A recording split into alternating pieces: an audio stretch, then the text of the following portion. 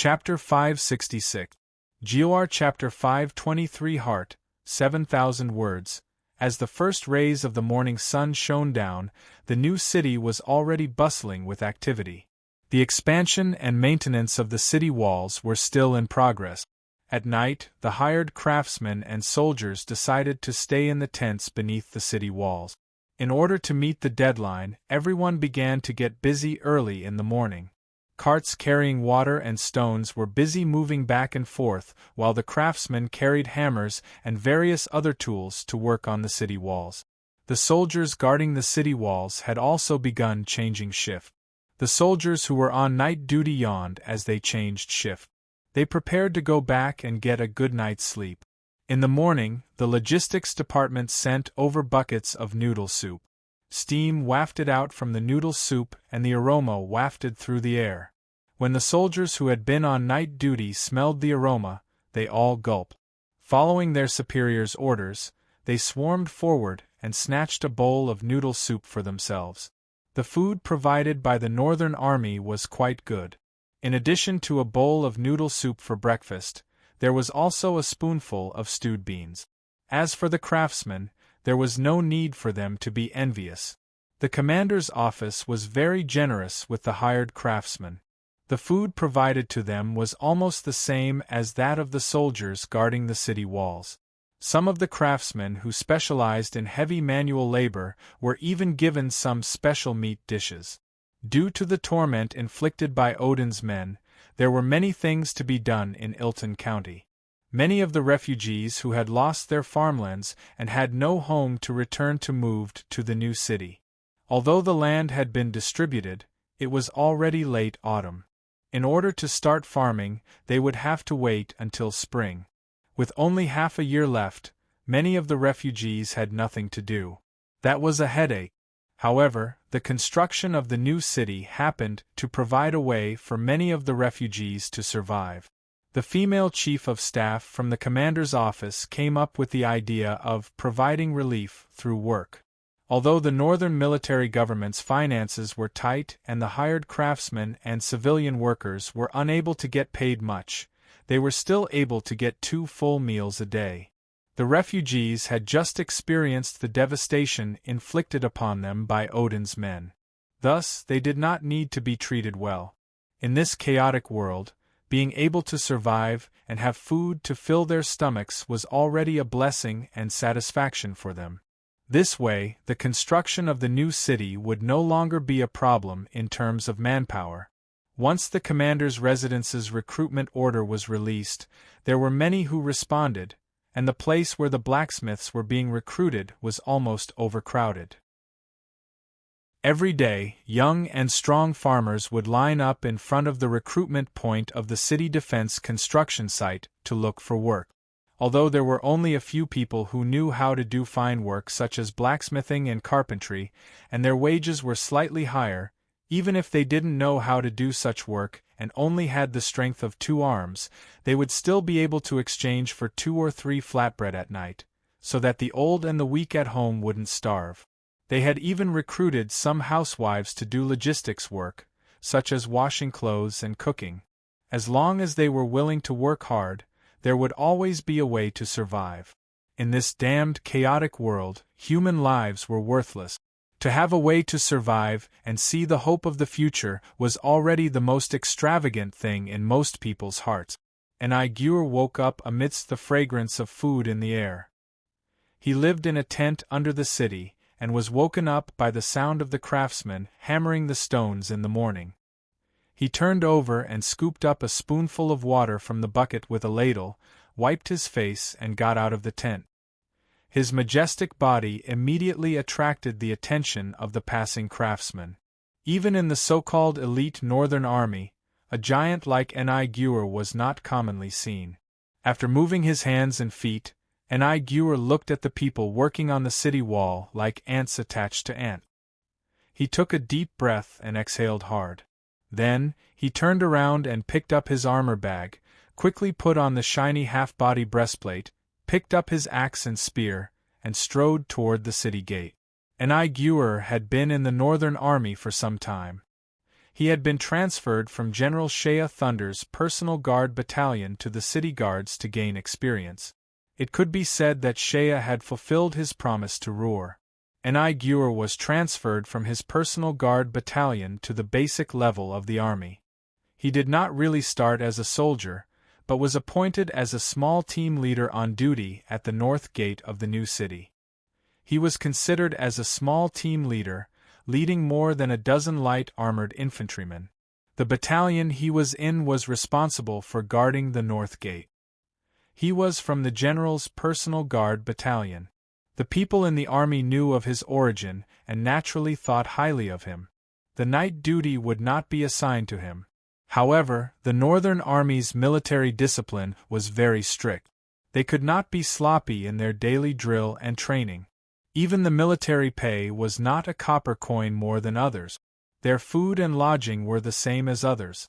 They did not receive any preferential treatment. He was a person who had experienced hardship. His frivolous and hedonistic temperament in his early years had long been polished clean. He was willing to endure hardships when he was sent to the basic level of the army. When he was transferred to guard the city gate, he simply moved his tent to the construction site next to the city gate. There were many people here. During the day, there were many craftsmen and commoners. It was inevitable that some messy things would happen. He had learned a painful lesson. Ever since he came to the city gate, he really ate and lived here. In the battalion guarding the city gate, there were 7 or 8 team leaders. Enchantment was the most hard-working. After working at the north gate for half a month, although Enchantment had suffered a lot, his heart was much more peaceful. Sometimes, when he looked at the tall and majestic new city wall that was being built day by day, he could not help but recall Osgila's triumphal arch. He recalled the days when he served in the Imperial City Guards and fought bloody battles with the rebel army. He recalled the non-stop fighting day and night, the battle cries and shouts, the mountains of corpses and the sea of blood in the Imperial City. It was as if it was right in front of him. And now, the new city was peaceful. The Northern Army Guards were wearing bright armor and were miraculously patrolling in formation. The craftsmen were working energetically. The commoners in the new city had peaceful smiles on their faces. Compared to the scene of the fierce battle in the Imperial City, all of these were like 2 different worlds. All of these, including that bloody night in the Imperial City, seemed to have happened in his previous life. At this moment, as he stood in the morning light and watched the rising sun in the distance, the gloom in his heart seemed to have faded by a lot as he looked at the red sky that was gushing out from the horizon. The faces in front of him were full of vitality and hope. Compared to the desperate and painful expressions on Osgila's city wall in the past, it seemed particularly precious. Peace, perhaps this is the taste of peace. Enchantment suddenly sighed in his heart. Even he himself felt that his originally cold and hard heart had loosened a little these days. Originally, he hoped that the Northern Army would go south as soon as possible to fight against the rebel army. He vowed to kill Hughes of the military districts of Armenia with his own hands. Even if it was not his turn to kill Hughes, who was in a high position, but Guri's life was something that Nigger wanted day and night. But now, looking at the peaceful new city in front of him, the atmosphere was peaceful. Even he could not help but feel that if the days could continue to be so peaceful, without those mountains of corpses and seas of blood, without those fragmentation, it seemed to be a better thing. There was a special rule in the Northern Army that Shea inherited from the Roadrear cavalry. During meals in the army, if the soldiers were not full, the officers were not allowed to eat.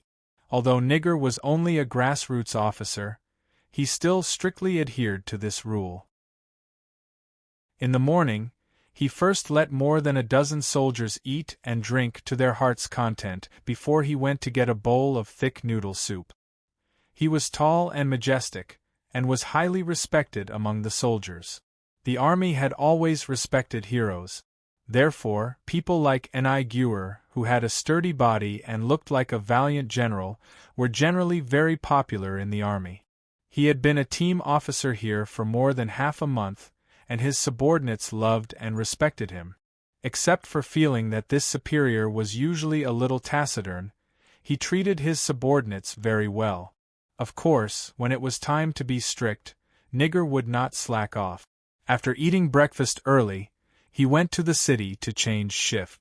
He was going to guard the city gate today.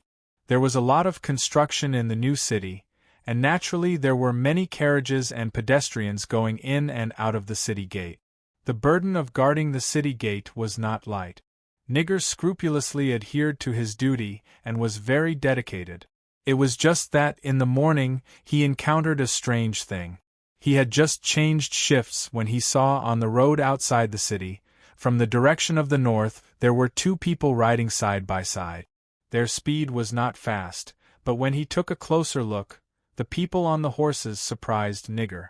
The two riders were a man and a woman. The man was General Jean-Claude. After all, Nigger was born in a noble family in the imperial capital. Naturally, he had long heard of the name of the imperial family's elite, Dark Knight Imperial Guards. He had also seen General Jean-Claude once at a banquet. At that time, General Jean-Claude was by the side of Emperor Cantos.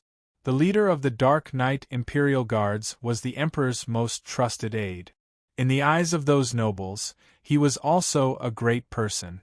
Nigger was not qualified to know such a great person. However, now that Jean-Claude had come to the Northern Army, he had seen him a few times from afar. What made Nigger feel even more strange was the woman beside Nigger. This trusted chief of staff of the commander-in-chief's residence was very famous in the Northern Army. For a young woman to be the chief of staff was naturally an anomaly in the masculine atmosphere of the Northern Army. However, later on, the background of this chief of staff was spread. It was said that she was the last disciple of the Empire's great sage, Cavashir. She was the same disciple as General Shea Thunder. The voices of opposition immediately became much smaller. Firstly, although Cavashir had passed away, the prestige he left behind was not to be trifled with. Secondly, it was said that General Shea Thunder was also a disciple of Cavashir. They were the same disciple. It was customary for people to be close to their superiors. No one felt that there was anything wrong with it. Moreover, this chief of staff was naturally talented and knowledgeable. The chief of staff was General Shea's personal subordinate. In fact, it was not an official title of the Empire. The general had a few trusted aides around him, and others couldn't say anything. As for whether they were men or women, who would care so much? Moreover, this chief of staff was young and beautiful. She was also the same disciple of General Shea. There were some rumors about the relationship between the two in the Northern Army. Although the general already had a fiancée, it was normal for such a big figure to have a few more wives. If this chief of staff could be considered as half a matriarch, no one would object to her being the chief of staff. Moreover, it was said that the chief of staff was the one who distributed military merits and gave farmland in lieu of rewards. Apart from the construction, he also recruited many housewives to do the laundry and cook. The new city's garrison had a large number of logistical support troops for no reason. Even the military uniforms and armor were cleaned by them. Everyone benefited from this, and they had good intentions towards this chief of staff. However, what made Nigger surprised was that this chief of staff actually came from the north of the city early in the morning. Could it be that she went out of the city last night?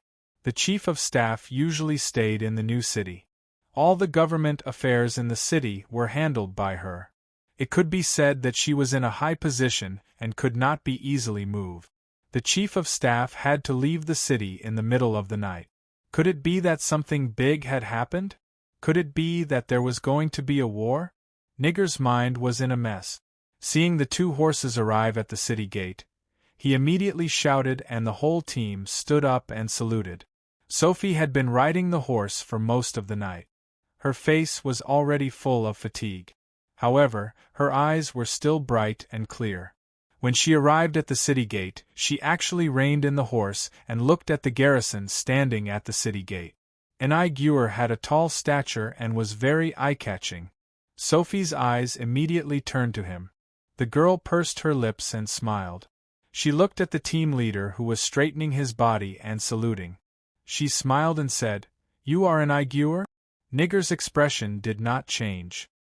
He opened his mouth and slowly said, "Chief of Staff, I am Nigger, the 4th team leader of the 1st Battalion of the City Defense Army. Yes, I recognize you. You are General Span's nephew, the descendant of the loyal." Sophie did not know what was in her mind. She sat on the horse and looked at Nigger. She smiled very kindly. "When I was in the imperial capital, General Span had once visited my teacher. I was fortunate enough to see the general once. General Span is a loyal martyr of the Empire. Thinking of his past glory, it makes people sigh with emotion." Nigger's eyes were slightly hot. He quickly lowered his head. Sophie seemed to be interested in Nigger. She was actually in the mood to chat. She continued to smile and said, "I heard General Shea mention you. You have done a good job. Do you have any thoughts about transferring from the General's residence's personal guard battalion?" Nigger quickly shook his head and sternly said, "Transferring me to the basic level is the General's training for me. This kind of training is naturally the General's painstaking effort.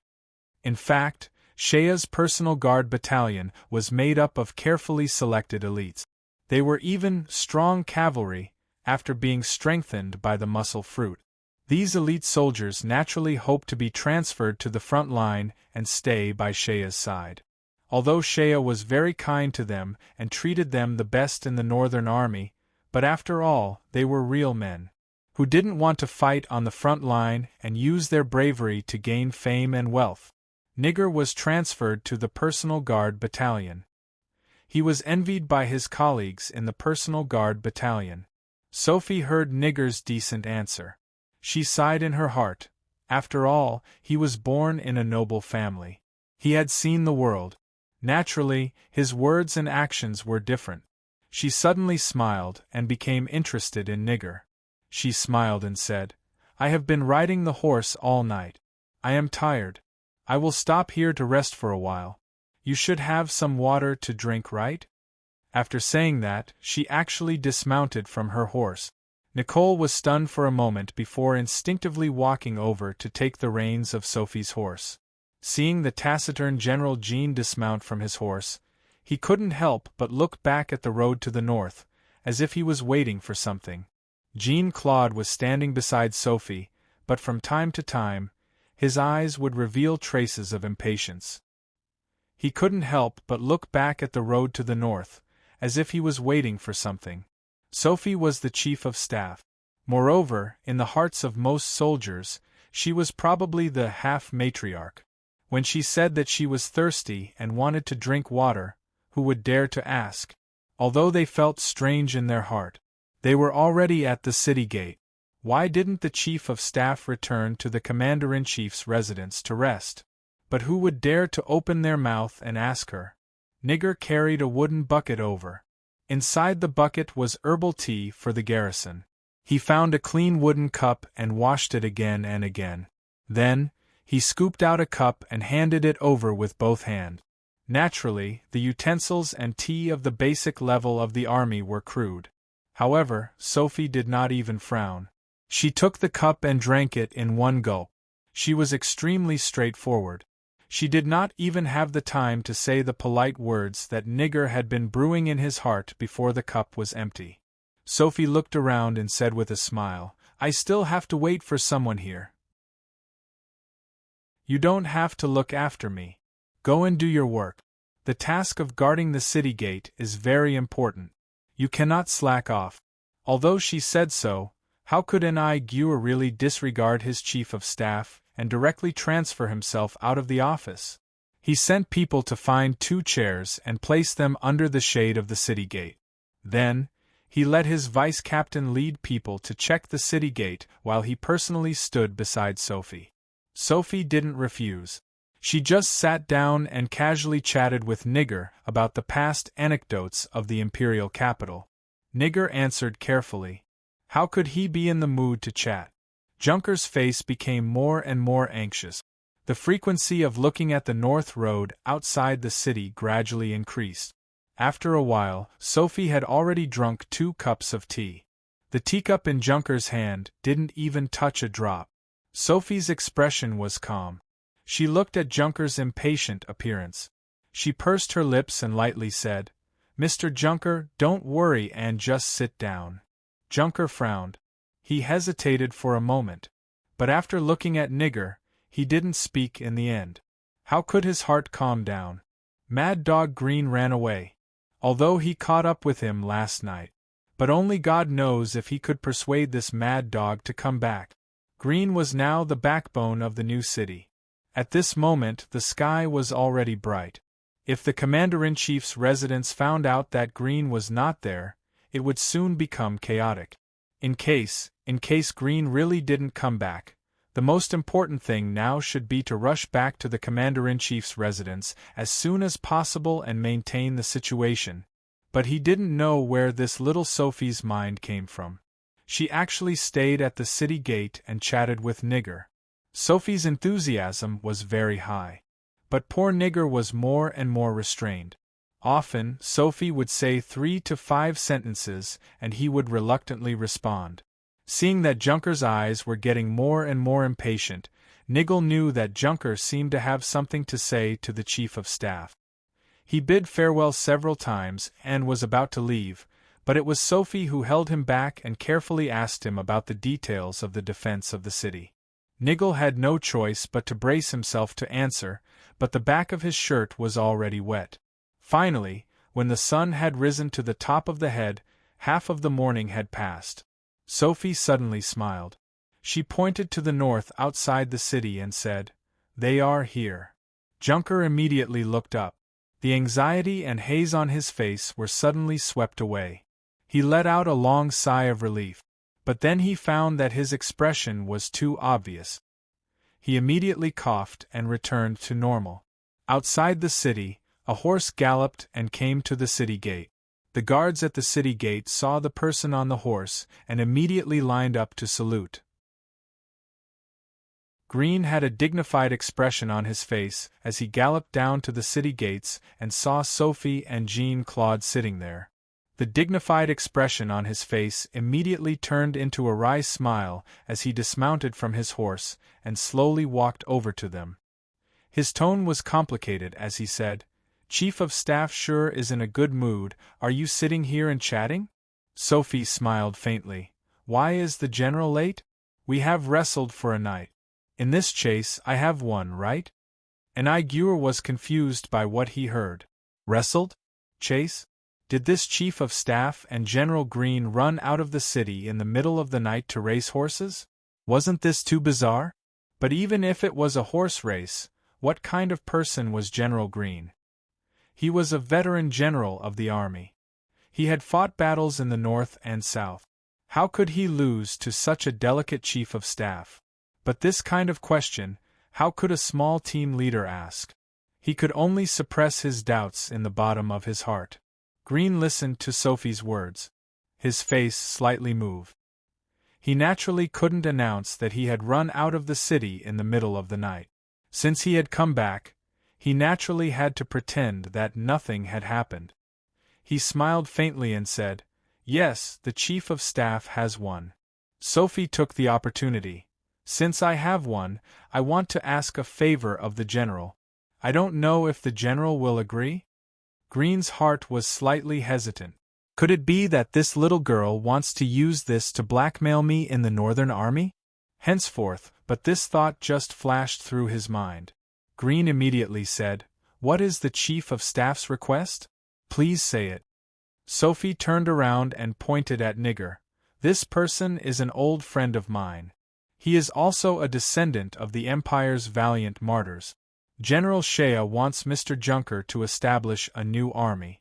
At present, he is lacking manpower. I just talked with him and this person is just to my liking. I would like to ask General Green to part with him and transfer him under my command. I don't know. Green stared blankly for a moment. He never thought that Sophie would make such a ridiculous request. He naturally knew about Nigger's background. Nigger was just a small team leader guarding the city. Transferring him wasn't a big deal. He immediately nodded. Sophie smiled and looked at Junker. Mr. Junker, you always complain about the lack of manpower. Are you satisfied with the deputy I asked for you? Junker didn't have time to think about it. He looked at Nigger and nodded. Not bad. Only N.I. was confused. Why did he suddenly mention the matter of him being transferred to another place? But the two in front of him, one was the Deputy Commander-in-Chief of the Northern Army and the other was the Chief of Staff. One was in charge of the army and the other was in charge of politics. They were both core figures in the Northern Army. He could only listen to their orders. He quickly saluted. Sophie and Green mounted their horses and returned to the Commander-in-Chief's residence. Junker slowly followed behind them. On the way, Sophie and Green tacitly didn't mention last night's incident. They casually talked about some military affairs in the city. It was as if last night's incident had never happened. It was only when they reached the entrance of the Commander-in-Chief's residence that Sophie suddenly thought of something. She said, "My lord, there are some omissions in the rewards given by the army. I would like you to make a decision." Grimm replied with a "hmm." Sophie then said calmly, "Lord XXX had rendered meritorious service in the rear during the Battle of Silvertan. Now that I think about it, the previous reward is quite questionable, so." Green's eyes immediately lit up. His eyes emitted a sharp light as he looked at Sophie. The Lord XXX mentioned by Sophie was the spy of the Duke of Minas in the Northern Army. He was the one who secretly clipped the letter into the military document and handed it to Green. Sophie suddenly mentioned this person's name. Green's heart suddenly trembled. He was very clear that since he had decided to stay in the Northern Army, this person had been bought over by the Duke of Minas. In order to protect the interests of the Northern Army, this person must absolutely not stay in the Northern Army. But Green hadn't thought about how to deal with him. Could it be the Chief of Staff meant to quietly execute him? Although Green had decided to stay in the Northern Army, he still couldn't bear to kill this person immediately. Hesitating for a moment, Green lightly said, "Since he has made a meritorious contribution, then he will be promoted according to the imperial military law. According to the imperial practice, if a person in the local army has made a meritorious contribution, he can be recommended to the imperial military department. My Northern Army can be considered a local army. Since this person has a talent for dispatching, it would be better to recommend him to the imperial military department. This person is good at dispatching troops. At present, the imperial capital is preparing to counterattack the rebel army. This kind of talent for dispatching troops will be useful." What he meant was to expel this person who had secretly sided with the Duke of Minas from the Northern Army and throw him to the imperial capital under the guise of promotion. Sophie heard this and thought for a moment. Knowing that Green didn't have the intention to kill, she nodded. "Then we will handle it according to the general's wishes." Green suddenly gave Sophie a deep look. "Chief of Staff, last night's matter." Sophie gently smiled. "Last night the general and I rode our horses outside the city. There is nothing much to say. There is no need to mention this kind of playful matter again." Green's expression became somewhat dignified. He looked at Sophie and lightly said, "Regarding last night's matter, when Shea returns, I will have a face-to-face talk with him." Sophie's expression changed slightly, but she immediately understood what Green was thinking. This Sir Mad Dog was a straightforward and upright soldier. Naturally, he wouldn't do such a thing to hide the head and show the tail. What was done, and he wouldn't bother to cover it up. Of course, in order to stabilize the morale of the Northern Army, this matter wouldn't be spread out. However, given Green's temperament, he would definitely tell Shea about this matter clearly. He would definitely not hide his own private matters. His words to Sophie had another meaning: you better not have the wrong idea. You better not think that you can use this against me in the future. I will personally take the initiative to explain this matter to Shea. Don't even think about trying to do anything. Sophie heard this and only gave a faint smile. She then said her goodbyes and left. To be continued. If you want to know what will happen, please go to www.chidian.com. There are more chapters. Support the author. Support the original reading. Chapter 567. GOR Chapter 524 Heaven's Fall, 7,000 Words. Osgilla, once the most majestic city on the continent, the most prosperous city in the world, had now become a huge military camp. Both inside and outside the city, the most common thing to see was soldiers in various imperial military uniforms coming and going. There were patrolling city guards, transport teams from the military headquarters, and local garrisons from the south. Audiobook racked his brains to come up with a counterattack plan.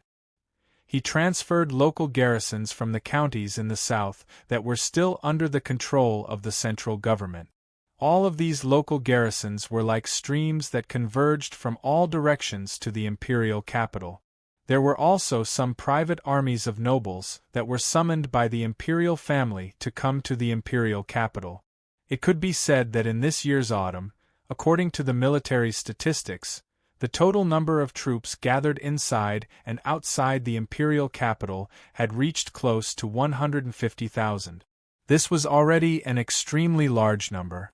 It could be said that this was the last military force that the imperial center of the Byzantine Empire could mobilize, the empire's last fighting force.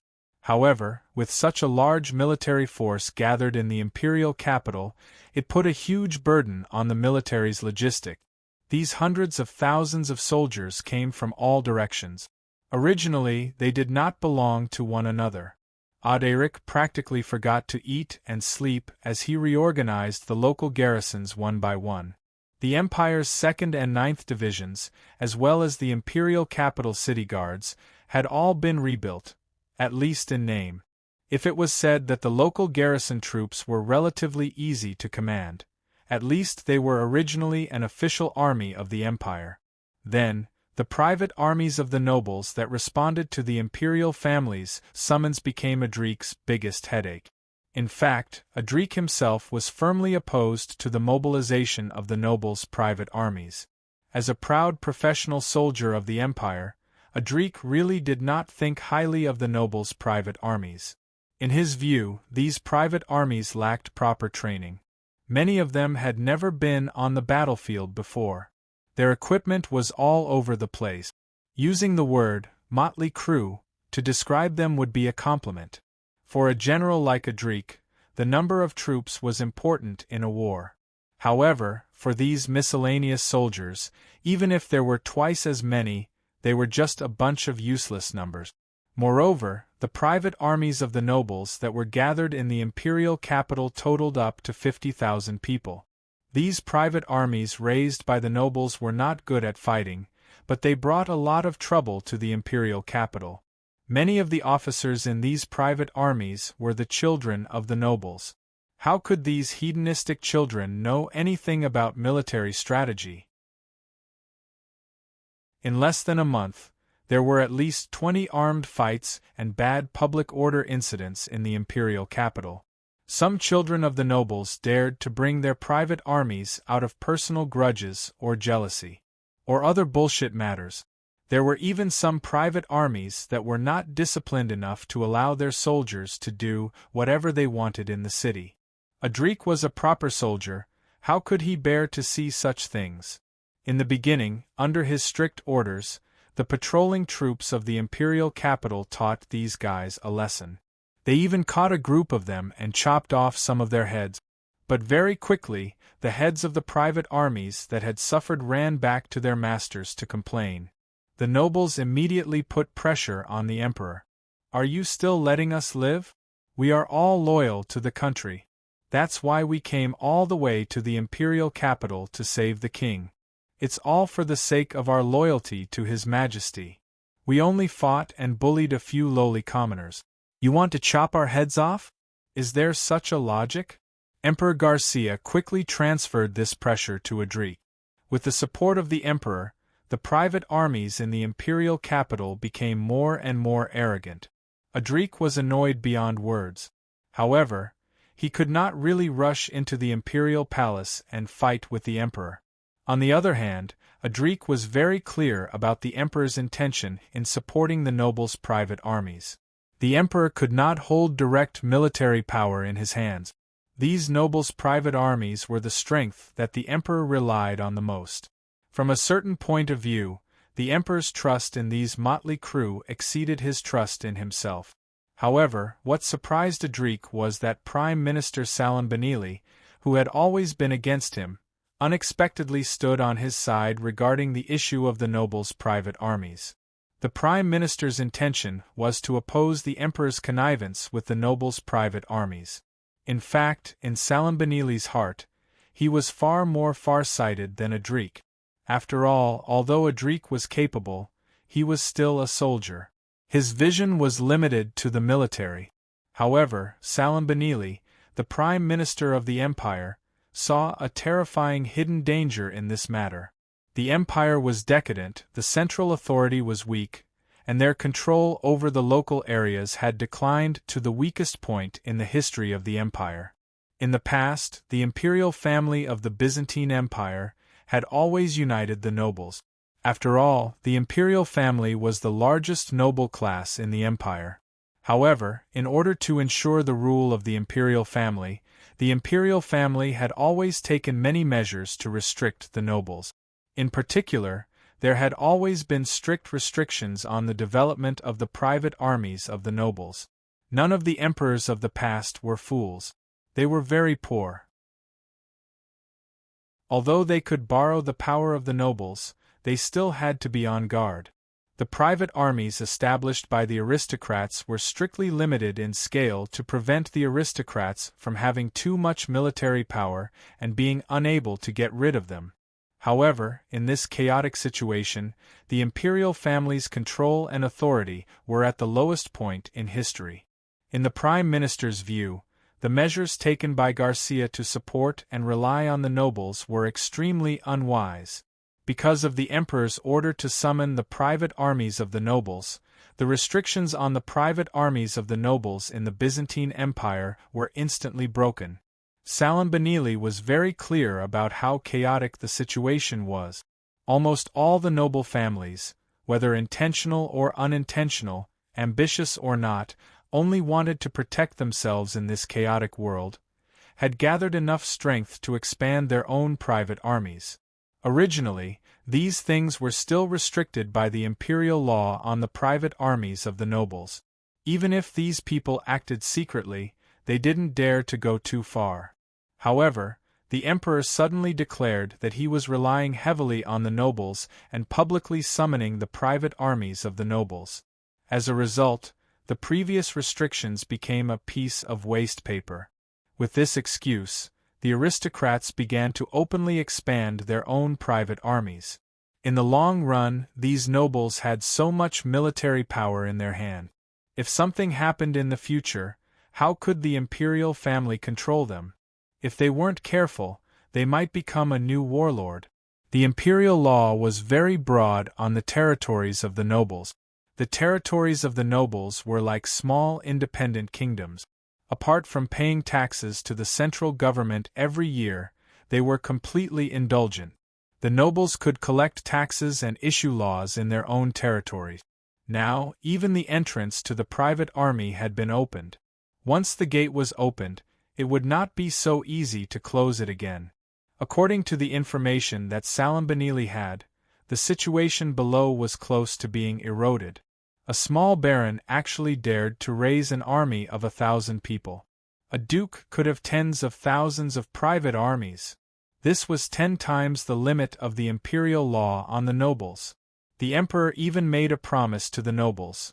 In the future war against the North, if the nobles' private armies could win, as long as they participated in the war, they could use their military merits to get a share of the land that belonged to them. At that time, the emperor wouldn't be stingy with rewards, titles, and lands.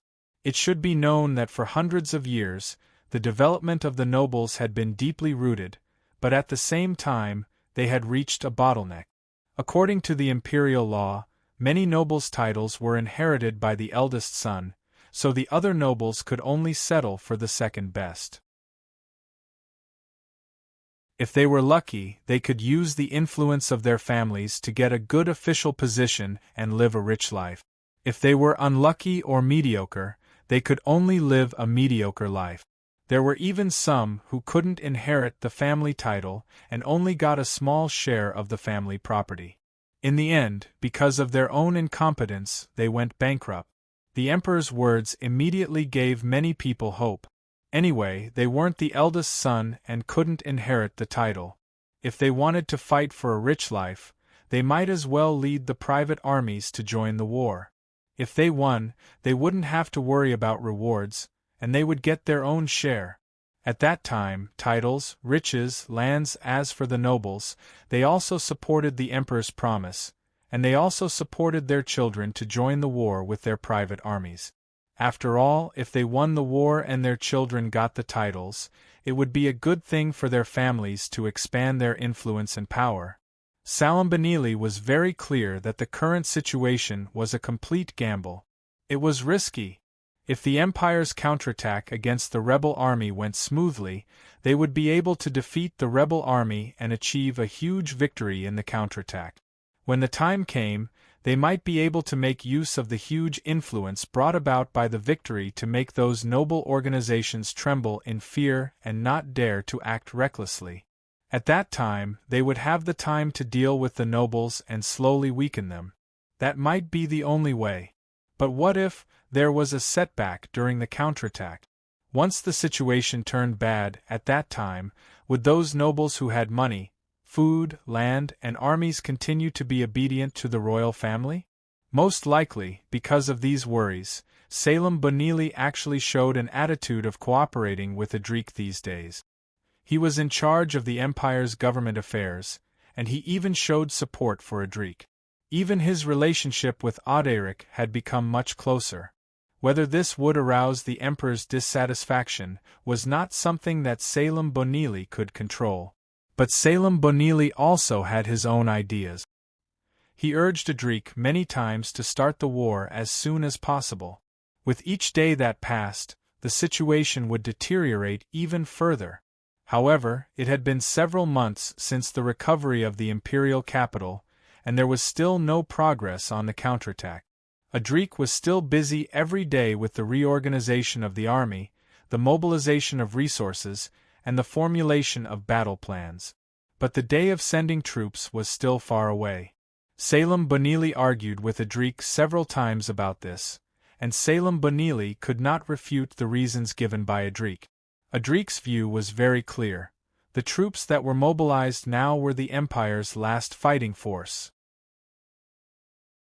These 100,000 troops were the empire's current strength, and all the resources that could be mobilized from the southern prefectures were already here. It could be said that this was the Byzantine Empire's last fighting force.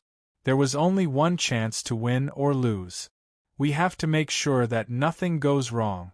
Because we can't afford to lose, Prime Minister. Once we send out the troops, we have to win.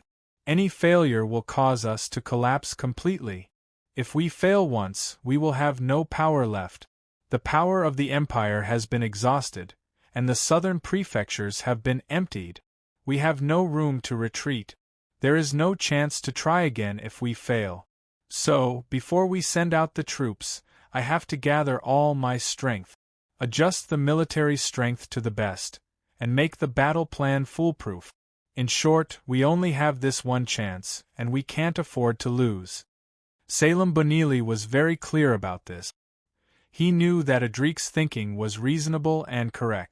However, as the days went by and the situation below became more and more chaotic, the anxiety in his heart grew with each passing day.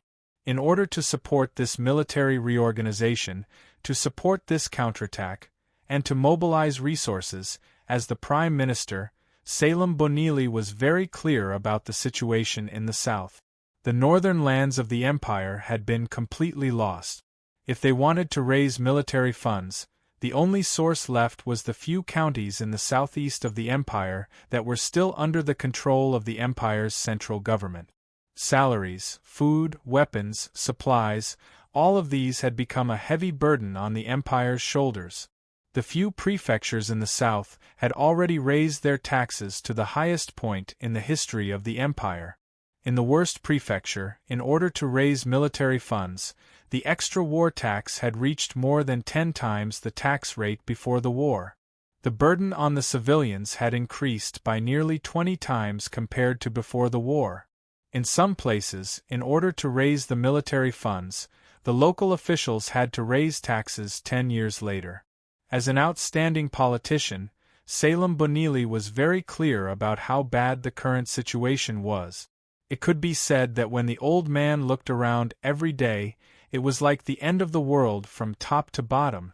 The only way to break this doomsday phenomenon was to support Audiobook to win this war, defeat the rebels smoothly, and recover the lost land in the north. Then, under the great prestige and halo of victory, all the other unstable dangers would be deterred. Only then could the empire have the precious time to take a breather. Only then could they have the time and energy to clean up the mess that was leaking from top to bottom. Another important reason why Salem Bonili changed his attitude and began to cooperate with Audiobook was because of the Duke of Minas. This was because the Duke of Minas had tacitly approved of the emperor's behavior of indulging the nobles' private armies.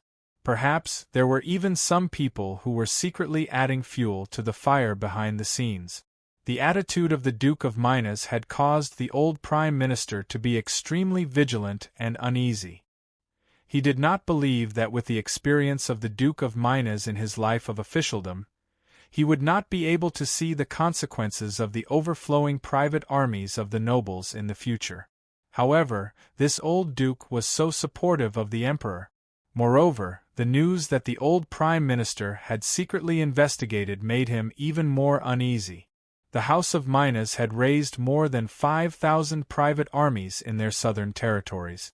This number was not too obvious in the overall situation of the overflowing private armies of the nobles. After all, there were many dukes who had raised more than 10,000 soldiers. However, the House of Minas was a military family of the empire. The Duke of Minas had been in the military all his life. Even among the generals in his house, there were many who had followed him in the past. Although the House of Minas had only raised 5,000 private armies, the fighting power of these thousands of soldiers was 100 times stronger than that of the other families. The old duke had come out of retirement to regain control of the empire's military power. The emperor also relied on him and strongly supported him to take away Audiobook's authority in the army. Under such circumstances, what was the old duke's intention in secretly developing his own private army? If it was just to take the opportunity to expand his family's strength in order to protect himself in this chaotic world, it would be fine. But if, every time he thought of this, Salem Bonili could not help but shudder. He did not dare to think further. However, the emperor had been dissatisfied with him recently because of his cooperation with Audiobook. Even when they met, the distrust and dissatisfaction had become more and more obvious. The emperor didn't seem to listen to what he said. At this time, Salem Bonili was very clear that the emperor's prejudice against him had formed. The old duke's shadow might not be absent from it. It was not so easy for him to defend himself. The only way was to fully support Audiobook's expedition to the north as soon as possible. As long as he won a few battles, the situation might be alleviated. This morning, Salem Bonili personally went to the port area of the port. The Kingdom of Lantis had shipped another 10 ships of aid. Although Salem Bonili had to pinch his nose and sign a harsh debt treaty with the Lantis Kingdom in order to get such aid, he could not care less at this moment even if he drank poison to quench his thirst. At least, these 10 ships of aid could solve the urgent problem of the imperial capital's northern expedition. Because the south of the empire really could not squeeze out any energy at this time.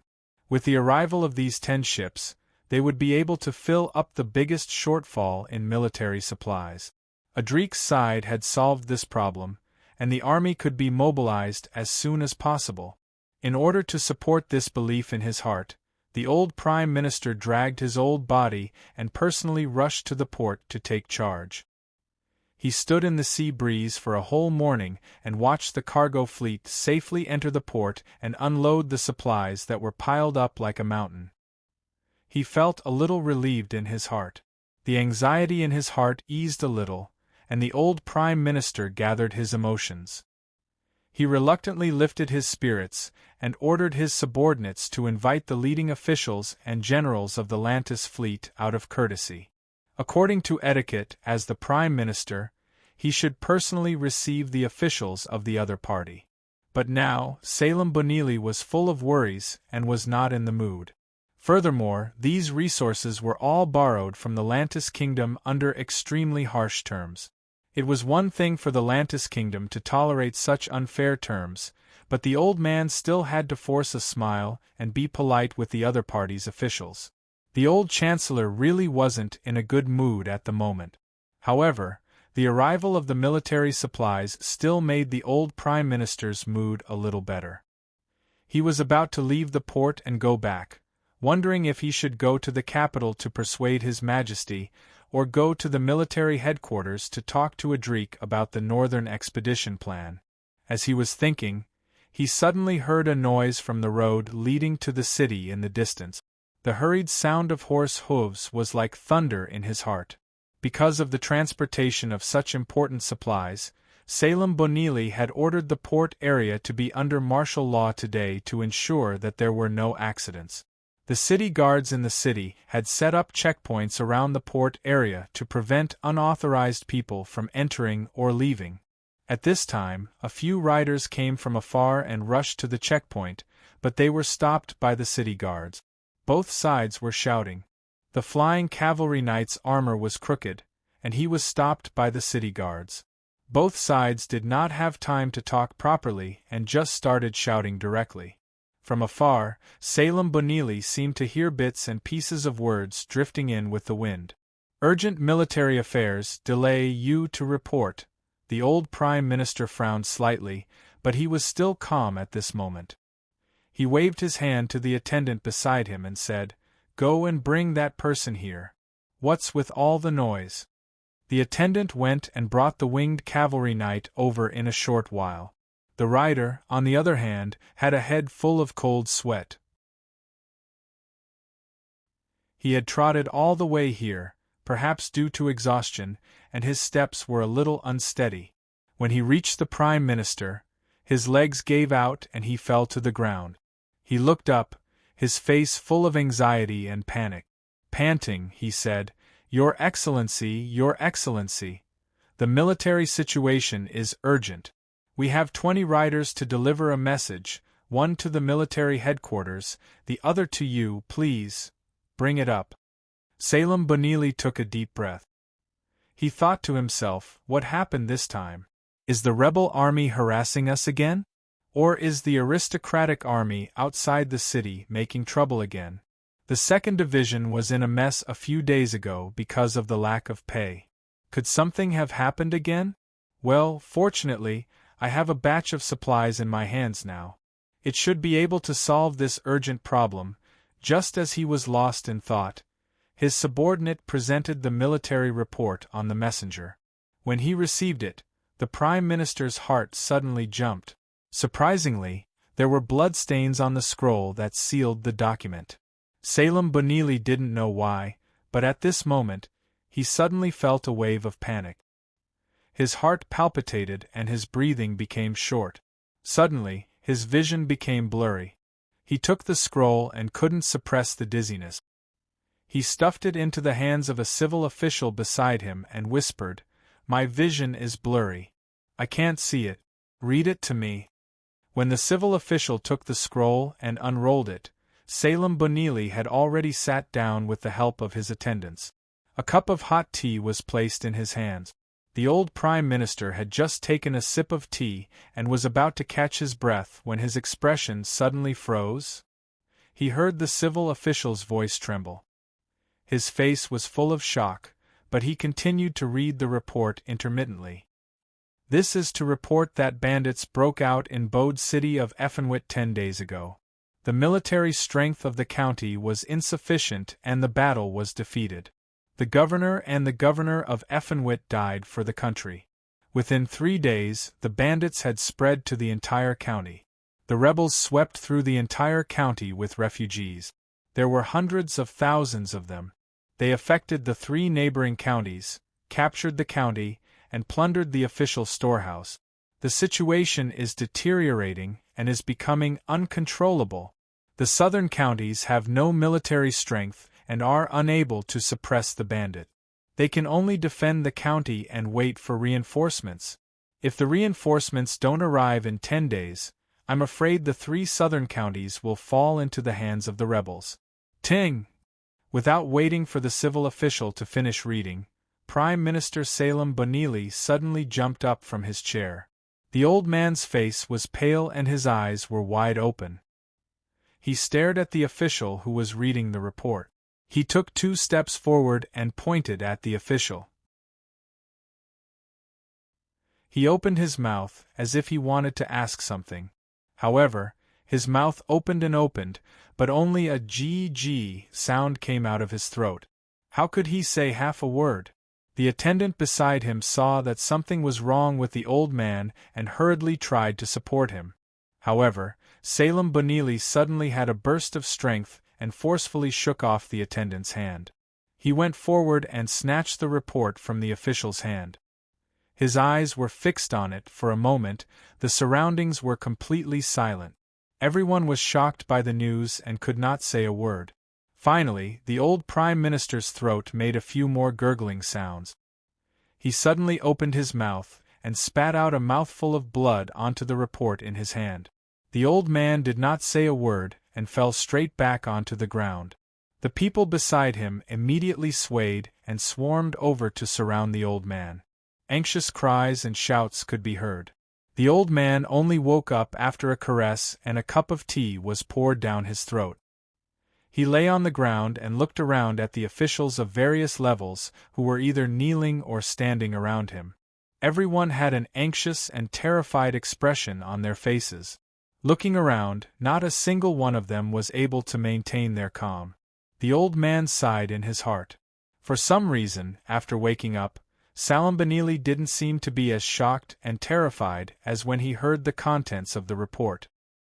His heart seemed to be numb, and there was no longer any ripple in it.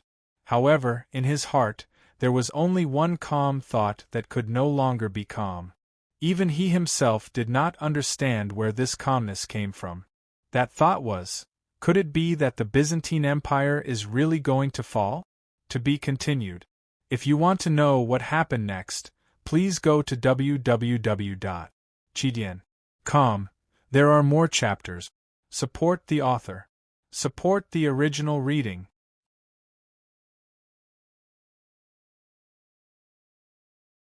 Chapter 568. GOR Chapter 525, Prairie Fire. It had to be said that many times, there were many interesting coincidences in history. Many, many years later, when looking back on this period of history, almost all historians and scholars would feel that the Byzantine Empire had gone through so many ups and downs in this year, and after so many changes in the situation, it just so happened that in the end, there really was a hand controlling the development of all this. With so many changes in the situation at that time, if any one of the conditions had changed by chance, it would have led to a completely different result. And in the end, it would have led this 1,000-year-old empire of Byzantium to a completely different path. Especially what happened in the autumn of this year. In fact, quite a number of historiographers had the view that in the autumn of this year, the empire had reached a turning point that would determine the future of the empire. Judging from the situation at that time, if this accident had not happened, or if this accident had happened a few months or half a year later, the fate of the empire would not have ended up like that. Many people even believed that the empire actually had all the favorable conditions at that time: the collapse of the rebel army, the powerful foreign aid of the Lantis Empire, and the temporary ceasefire of the Ottoman Empire, etc. For the Byzantine Empire at that time, it could be said that it was a rare opportunity to take a breather. If they had seized this opportunity to quickly launch a northern expedition, as long as they won a few battles in one go, then the situation would have changed greatly. Moreover, from the ability of General Adric, who was in charge of military affairs at that time, it was completely possible for the empire to achieve this. But as it happened, that accident happened just like that, and it happened at a time when it shouldn't have happened the most, at the most subtle point in time. Adric had already done his best to reorganize an army that could fight. Even if the private armies of the nobles were excluded, the regular army had reached 100,000 men. The weapons and supplies were basically sufficient, and with an outstanding general like Adric as the commander, once the northern expedition began, no one would doubt Adric's military ability. But at this critical juncture, the rebellion in the south of the empire completely ruined the good situation. The autumn wind was blowing. In the past, the south was warm, but this year's autumn seemed to have come especially early. Summer had just passed, but the warm wind had already turned into a chilling wave of cold. The south of the empire had always been the backyard of the Byzantine Empire, but this year's autumn, all the peace was disrupted by the rebellion in the north and the invasion of foreign enemies. Under the urgent orders of taxation and resources from the imperial capital, the county governors and supervisors in the southern commanderies squeezed out the last bit of wealth from the official treasury with red eyes. The south had been peaceful for too long, and it was inevitable that some local officials would be corrupt.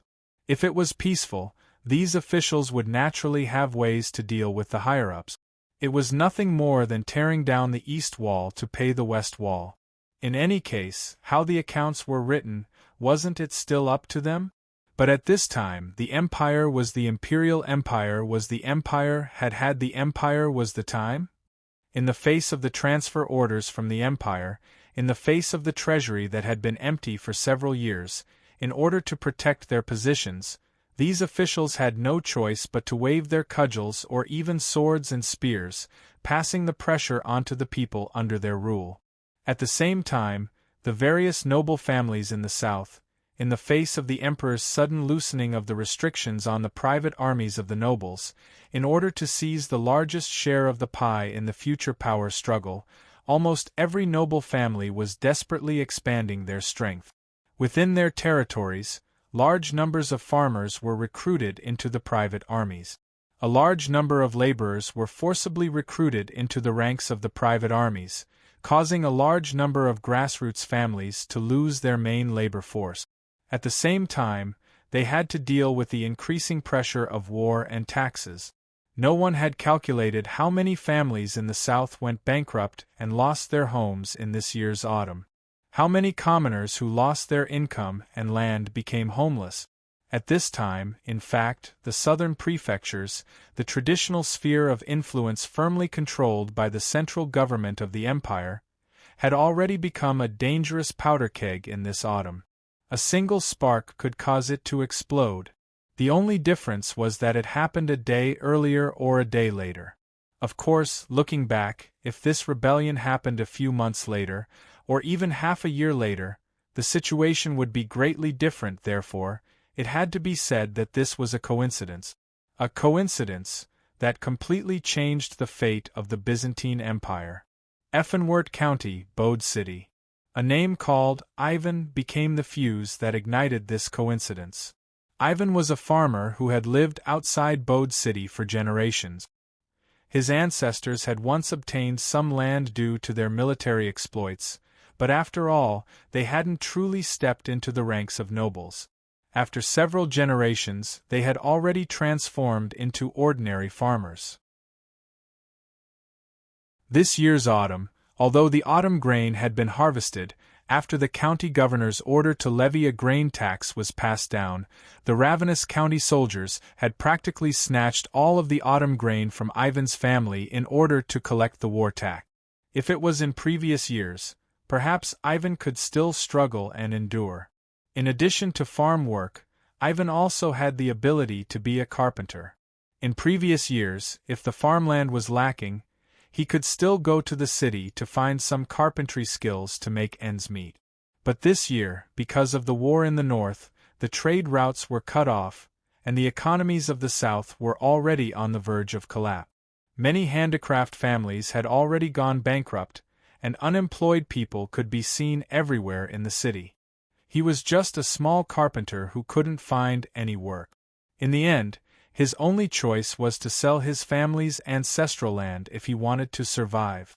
And in this accident, there was another important role, which was the city guard of Bode City. This mayor came from an aristocratic family.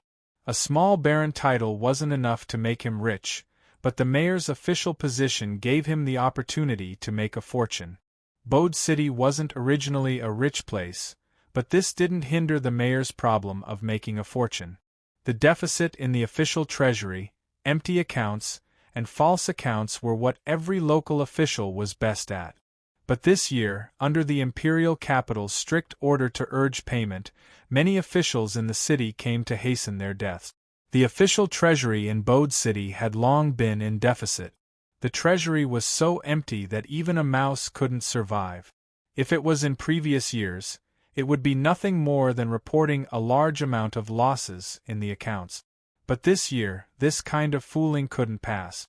The mayor had no choice but to issue an order to increase taxes. This kind of tax was nearly 3 times higher than the imperial legal tax. The heavy tax forced the farmers to sell their land, but it also became a way for the mayor to make a fortune. He began to buy the land of the bankrupt farmers at a low price. This year's autumn, the mayor almost jumped to become the biggest landlord in the area.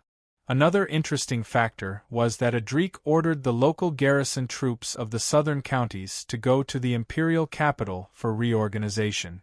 However, such a simple order also became a nightmare for the local officials. The southern counties had been peaceful for a long time, and the local garrison troops had long been lax. For many local officials, the garrison troops were another way to make a fortune, eating empty pay. The original garrison of Bode Prefecture had a battalion of soldiers, combat soldiers and auxiliary soldiers, so there should be about 600 of them in total. But in fact, these 600 garrison troops only existed in the account books and on paper. Most of the annual military pay naturally went into the mayor's pocket. But once the transfer order came down, the mayor immediately panicked. How could this army on paper be pulled to the imperial capital? As a last resort, the mayor could only temporarily recruit soldiers in the city. There were many refugees in the city, and there were countless unemployed and bankrupt families. That Ivan, in his desperation, simply joined the army. He only wanted to earn a little military pay to support the old and young in his family. It could be said that such a situation was almost a common phenomenon in the southern counties. This year's autumn, almost half of the garrison troops in the southern counties were hastily recruited. A large number of bankrupt young men, who were squeezed with dissatisfaction and even hatred in their hearts, turned into soldiers of the empire. And they put on military uniforms, endured almost harsh military training, and prepared to be shipped to the front lines of the imperial capital with meager military pay. While they were bleeding for the empire, their families, their wives, children, parents, and elders were being harshly oppressed at home by the official uniform. In such a situation, if there were no problems, it would be strange. In Bode City, if the mayor's corruption in the past was not so ruthless, and the deficit was not so huge, then, when facing the demands of the higher-ups later, there would be no need to raise taxes so ruthlessly. If this city lord didn't have the idea of making a fortune out of hardship at this time, and when a large number of people went bankrupt and sold their land, he would have gone against his conscience to buy land at a low price through extortion, forcing the people underground to have no way to survive. If this man named Ivan didn't join the army and pick up swords and guns. The incident happened on a certain day in autumn. This man named Ivan's identity had changed from a bankrupt farmer and an unemployed craftsman to an ordinary soldier of the empire's local garrison army. And something even more interesting happened. On this day, the county soldiers in Bode City, who were receiving emergency military training, suddenly received an order to go out of the city to quell a armed fight. After Ivan's group of soldiers went out of the city, they were surprised to find that this so-called armed fight was actually for the mayor's family's private affairs. In the process of the mayor's annexation of a large number of land, there were naturally many transactions of forced buying and selling. The dispute on this day originated from a land transaction. The steward of the mayor's family bought land in the village outside the city. Because the price was too low, he was rejected by the farmer's family. The farmer's rejection was very simple. The two sides had already agreed on the price, but this steward suddenly proposed to lower the price at the last minute. The reason was, now that land was being sold everywhere, and since there were more people selling it, the price should naturally be pushed down. Because of this, a fierce conflict broke out between the two sides. In the fierce friction, the steward of the mayor's residence directly ordered his subordinates to injure a few villagers, causing the villagers to be angry. The angry villagers surrounded the steward and his subordinates in the village. In the confrontation between the two sides, they sent people to secretly return to the city to ask for help. And when Ivan rushed to the location of the incident, he angrily found that it was the village where he lived. Among the villagers who were injured, his wife was among them.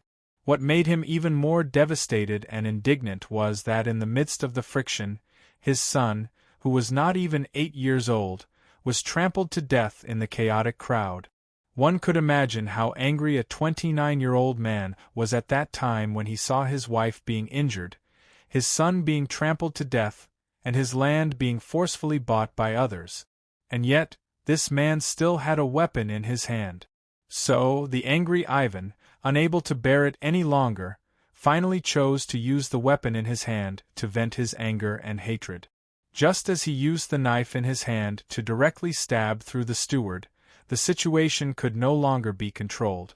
To everyone's surprise, the group of soldiers who were sent out immediately mutinied on the spot, refusing to carry out the order and attacking the villagers. And at this time, Ivan, an ordinary farmer who had been struggling to survive for more than 20 years, a small carpenter, gave what might be the loudest speech of his life when his chest was filled with anger. Facing the dozens of county soldiers beside him with weapons in their hands, he threw the corpse of the steward he had stabbed to death on the ground. He stepped on the steward's head and said with a hoarse voice and a strong local accent, "I'm sorry, but I'm sorry, but I'm sorry. The official said he wanted money and food, I gave it to him. I went bankrupt, and even the last bit of food was taken away. The official said he wanted people to go to war, I went. I put on my military uniform, carried my sword, and went to the battlefield to fight for them. The official said he wanted to buy my land, I sold it, just to get some money to survive. But even so, they still didn't give me a way out. I have lived for 29 years and have only killed chickens in my life. I am very soft-hearted. Usually, when I am in the village, I can't even bear to watch people kill sheep or pigs. But today I killed someone, because I can't take it anymore. I want to live, all I want is to live on. As long as there is a breath, there is a mouthful of food. I gave up all my food, all my belongings, my life to fight for them, and my land to them. They were still not satisfied, they even killed my son and injured my wife. Yes, I killed him. I stabbed him to death with a knife. I just want to live on, since they won't let me, then I can only kill them." In the end, he threw away his sword and looked at the dozens of county soldiers in front of him, "You captured me to take the blame, I won't resist. But if tomorrow they come to steal your food and kill your children, you won't have a way out either." After that, the situation took a turn for the worse. The dozens of county soldiers on the spot collectively mutinied. The team leader tried to use his authority to force the soldiers to carry out his orders, but he was violently hacked to death by the soldiers. As for the few servants that the manager brought with him, they were all killed in anger and their corpses were hung at the entrance of the village. After calming down, the dozens of county soldiers who rebelled against orders simply elected Ivan as their leader. Actually, the thoughts of these people were very simple. They knew that they had committed a capital crime by killing the officer and the manager of the mayor's mansion. However, the crowd was very angry at that time, and among the county soldiers, almost all of them were bankrupt refugees who were forced to enlist after being oppressed. After calming down, Ivan and many of the county soldiers didn't really have any thoughts of rebelling. After all, they had been obedient people in the southern part of the Byzantine Empire for their whole lives, so they didn't have such a concept in their minds. However, everyone's thoughts were very simple. Since they had already killed, they might as well go all the way. Since they were going to be arrested in the future anyway, they might as well take revenge. Go to the city and kill the main culprit, the mayor. Even if they were sentenced to death in the future, it would be considered as revenge. Therefore, the dozens of county soldiers rushed back to the city with their weapons. Even at this time, they didn't have the slightest intention of rebelling. They only wanted to return to the city and kill that detestable mayor. However, the situation that followed was completely out of the expectations of this group of farmers who had just put on their military uniforms and received military training for less than a month. Their movement into the city was unusually smooth. They didn't even encounter any real resistance when they killed their way into the mayor's mansion. The guards in the city didn't put up any resistance and chose to retreat, allowing these dozens of people to kill their way into Bode City. They killed their way into the city guard manor and killed the city guard master's family of 16. The rest of the servants in the family all dispersed in an uproar. Finally, when they opened the storehouse of the mayor's mansion, they were faced with a storehouse full of money and provisions, as well as more than 10 chests full of land deeds. This immediately caused even greater anger. As for the Bode city guards, none of the 600 soldiers who were hastily recruited were willing to make a move against Ivan and the others. The officers all ran away at the first moment.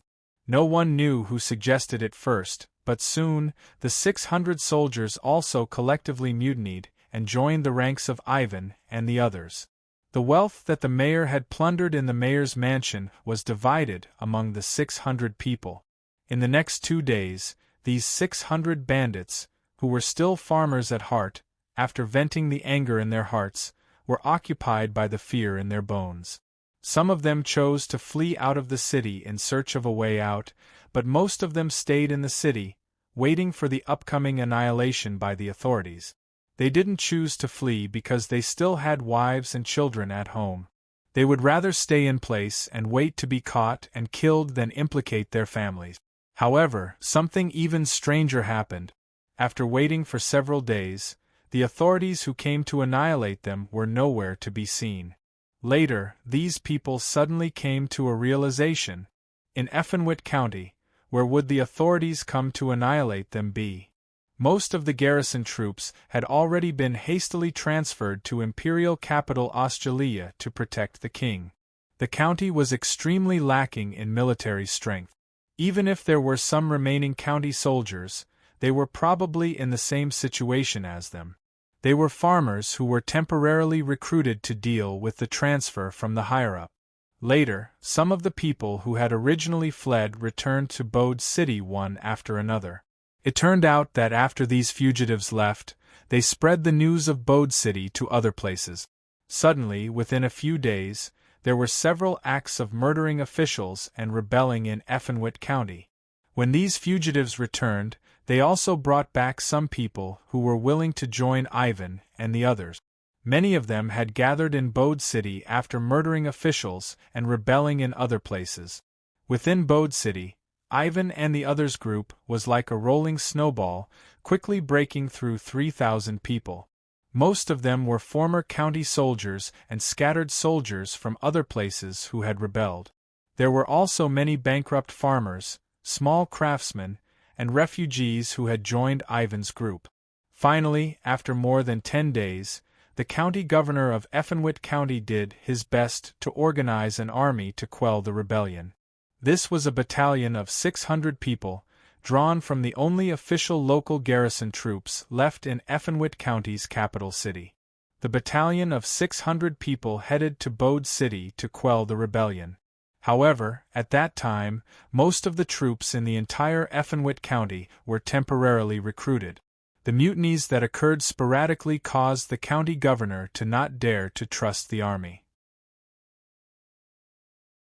In order to ensure the control of the army, the county governor and the supervisor had no choice but to personally lead the troops and follow the army to ensure the command of the army. One could imagine how much fighting strength this kind of army had. Moreover, when the news of the various county soldiers rebelling and killing the officers had already spread throughout the entire Effenwit County, from the low-ranking officers to the soldiers, how many of them were truly willing to throw their lives away for these officials? Among them, there were quite a few who had the same experience as Ivan and the others. As a result, in a field battle, more than half of a battalion of soldiers defected before the battle, causing the imperial army to crumble. In order to suppress their subordinates, the governor and supervisor were killed by the mutinous soldiers in the midst of the chaos.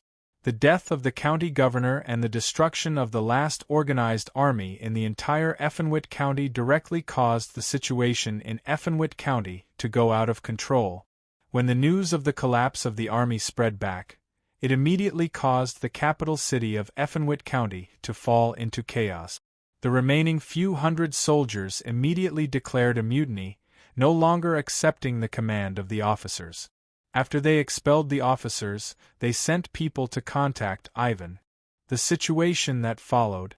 Within a few days, 4 of the 6 relatively large cities in Effenwit County had military mutinies, killing or expelling local officials. The flames of this rebellion spread for 1,000 miles.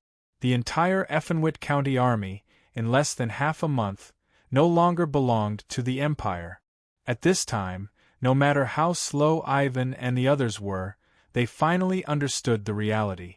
It turned out that all along, those officials who had been riding on his head and abusing him were actually just paper tigers, clay beasts. The heavy mountain that they thought was pressing down on their heads was actually just a layer of paper, easily broken with a poke. The government had long lost the ability to exterminate them. In the southern counties, where else could they find an army that could match up to them? Under such circumstances, Ivan and the others who had only rebelled out of the simple belief of revenge, immediately had a new idea. The various mutinous local armies in Effenwit County rapidly expanded. Large numbers of refugees and bankrupt farmers all joined in the chaos.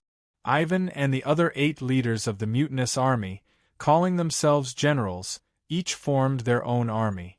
The largest was the one led by Ivan, with close to 30,000 people, while the smallest had over 10,000 people. Soon, this rebellion went beyond Effenwit County and spread to the neighboring counties. In less than a month, the 3 southern counties were filled with rebel flags, and many local garrisons rebelled in response to Ivan and the others.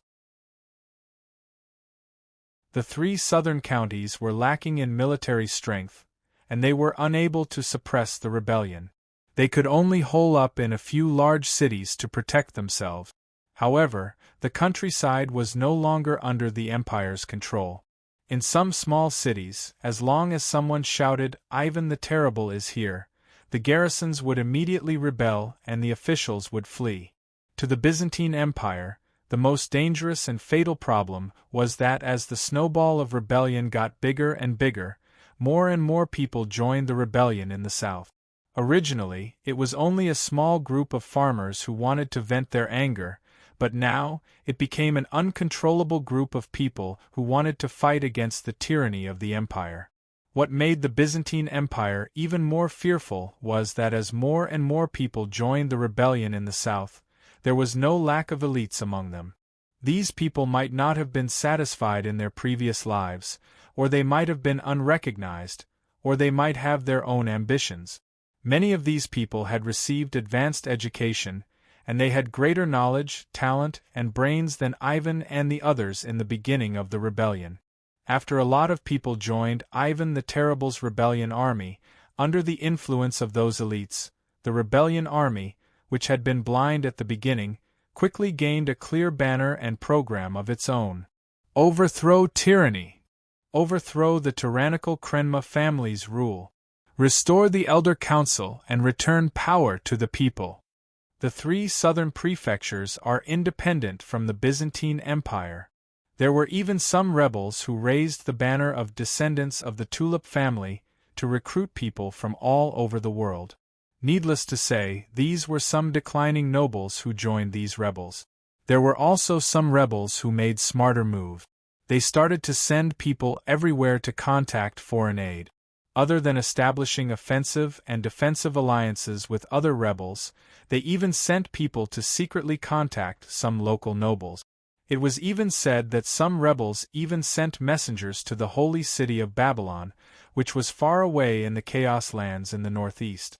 There were even some who directly sent messengers to the northern part of the empire to contact some military governors. In the span of a month, urgent reports from the south were sent to the imperial capital Australia like snowflakes. Originally, the empire had a glimmer of hope, but this autumn seemed to have passed in the blink of an eye. The future of the empire was quickly shrouded in a thick haze, to be continued. If you want to know what will happen, please go to www.chidian.com. There are more chapters. Support the author. Support the original reading.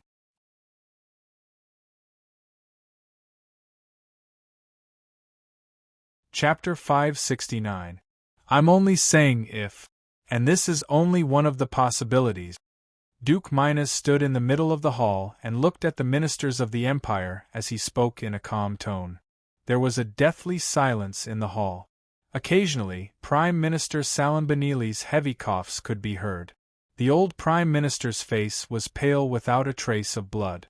Even his wise and profound eyes seemed to have turned turbid.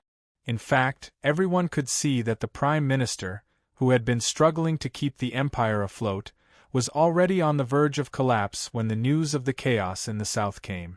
Not only was his health rapidly deteriorating, but the conviction in the Prime Minister's body was also gradually dissipating.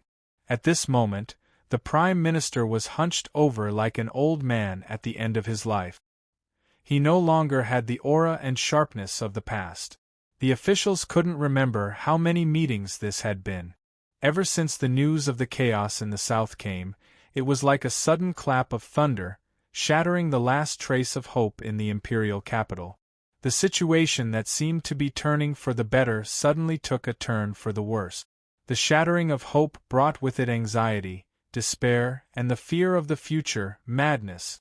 The officials of the empire quarreled with each other several times during the emergency meetings. In the beginning, everyone was trying their best to shirk their responsibilities. The few counties in the south were the only ones within the sphere of influence of the central government of the empire. Most of the local officials were inextricably linked with the nobles and ministers of the empire. That was the traditional sphere of influence of the central government of the empire. Now it was this last land of wealth that was in chaos. The local officials were incompetent in governing the area, incompetent in suppressing bandits, and all kinds of problems were exposed. In the past, the nobles of the empire would fight to the death for an official position in the southern counties. Now, they were afraid that it would be too late to back down. It could be said that the beginning of the meeting was spent in the midst of mutual accusations and shirking responsibility. The officials accused each other of nepotism. They accused each other of nepotism. They accused each other of nepotism. They accused each other of nepotism. They accused each other of nepotism. They accused each other of nepotism. They accused each other of nepotism. They accused each other of nepotism. This kind of quarrel wasted 2 days. Normally, these high-ranking officials wouldn't be so impatient to attack each other. But now, the last trace of hope was shattered. Their hearts were filled with despair and fear. They couldn't care less about their so-called dignity. Emperor Garcia seemed indifferent to the angry quarrels of the officials. Or rather, he was powerless. Everyone knew that after losing the last area of influence in the south, the emperor and the officials of the empire could only cling to Osgilla. Even if it was the most majestic city in the continent with more than 100,000 soldiers and a mountain of supplies and weapons, it was still a city. To the imperial capital. Yes, a lone city, that was all there was to it. Prime Minister Salambanili had been watching coldly from the sidelines. The emperor was at a loss of what to do and was powerless to suppress the chaos among the ministers.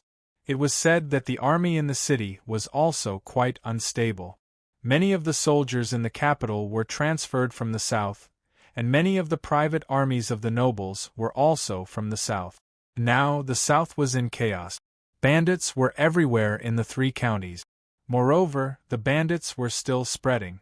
How could the soldiers be at ease when their backyard was on fire? It was said that many of the nobles' private armies were clamoring to go back to the south. On the 3rd day of the quarrel, the Duke of Minas finally showed up. As the most senior and most experienced official of the empire, he still had some authority after all. His appearance immediately calmed the noisy ministers. Now is not the time to quarrel. It's not the time to blame anyone. The urgent matter is to find a way to quell the chaos in the south. Everyone knew this, but when it came from the old duke's mouth, it seemed to carry a lot of weight. When the Duke of Minas attended the meeting, he unexpectedly wore a military uniform. Although he had a head of silver hair, the old duke still gave off an oppressive majesty when he walked into the hall in his armor. He had a saber at his waist. His leather boots were shiny. Every step he took on the floor of the hall made a sonorous sound. The chaos in the south must be quelled. We must send out troops immediately. The old duke said each word powerfully. If we delay any longer, I'm afraid that in less than a month, the bandits in the south will be at the foot of the empire. You mean, those bumpkins, those abominable lowlifes, they still have the guts to come up to the north and cause trouble? The Duke of Minas's words shocked everyone. Our reaction has been slow. The old duke's expression was solemn, but there wasn't the slightest hint of panic on his face. Perhaps this was one of the outstanding qualities of an imperial elder who had spent his entire life on the battlefield. His calmness at this moment infected many people. Let's not talk about whether or not those rebel bandits dare to come up north. If it was a month ago, perhaps they would not have done this. They would not even have thought of this. After all, if it was just a rebel army made up of farmers, then all they could do was cause a ruckus in the area. They would not be able to achieve much. But everyone, please take note. According to the information we have, these guys are no longer just a simple bandit army. They have even put forward their own program and political demands. They have a clear purpose. They have even joined forces and are even trying to find foreign aid. This is no longer a simple bandit army. They are an organized and planned force. The most frightening thing is that they are entrenched in the south. It is our last backyard. If we lose the land in the south, I think everyone here knows what kind of fate awaits us. Emperor Garcia, who was sitting there, finally spoke. The young emperor's face was pale. As soon as he spoke, everyone suddenly understood. It seemed that this young emperor had not spoken for a long time in the past few days of quarreling. Duke, do you mean to send troops down south to quell the rebellion? The emperor's voice was very hoarse. That's right. The Duke of Minas slowly said, although the chaos in the south is big, at present, it is still a sheet of loose sand. They have not really united all their forces. They have not really been able to condense into a rope. To put it bluntly, they are not a regular army. They are just farmers who have just been recruited into the local garrison army and have not received many days of military training. I even doubt if they have the ability to fight in the field. I am not exaggerating. Of course I have seen the reports that were sent. Defeating the county soldiers in the field is simply an exaggeration. The instability of the place led to the mutiny of the county soldiers who were quelling the rebellion, which led to the collapse. This is not the fault of the war. At present, although their numbers are very frightening, it is said that there are hundreds of thousands of them. However, I believe that among these hundreds of thousands of people, most of them are refugees, the old, the weak, the women, and the children. 30% of them are true young adults, which is already an overestimation.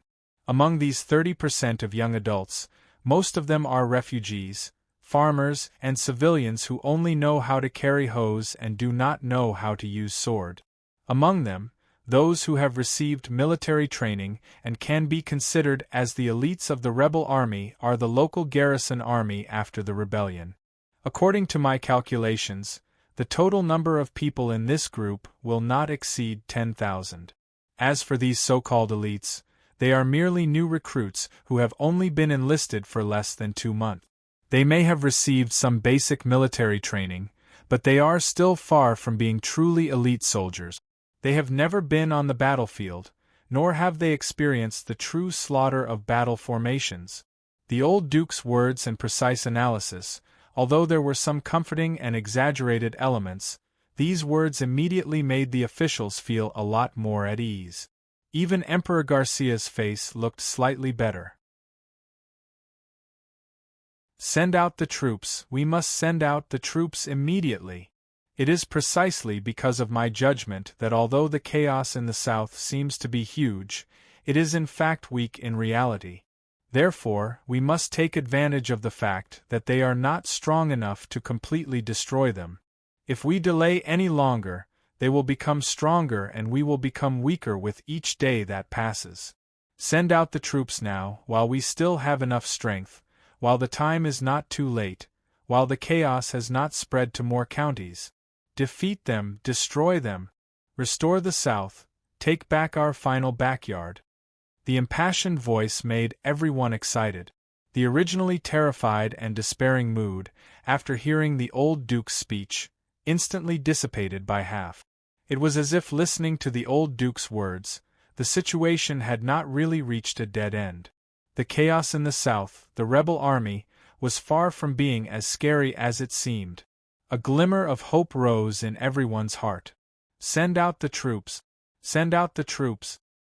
Southern expedition! Destroy the rebel army! One by one, the officials began to shout. These shouts were not so much out of excitement, but rather to encourage themselves. Suddenly, in the midst of the excitement, there was a soft cough. This cough seemed to have landed in the midst of everyone's excited voices, but it suddenly seemed to be stuck at a juncture. Everyone turned to look at the person who coughed, Prime Minister Salimbonili. The old Prime Minister coughed a few times, then sighed and tightened the blanket around his body. Everyone knew that the Prime Minister had vomited blood on the day of the news, so the Emperor had given him special treatment during the meeting in the palace. There was no trace of excitement on Salimbonili's face, and he did not seem to be encouraged by the Duke of Minas's speech. His eyes were still cold, and after looking at everyone, they finally fell on the old Duke's face. Duke, do you mean to send troops to the south to quell the rebellion? Yes. Good.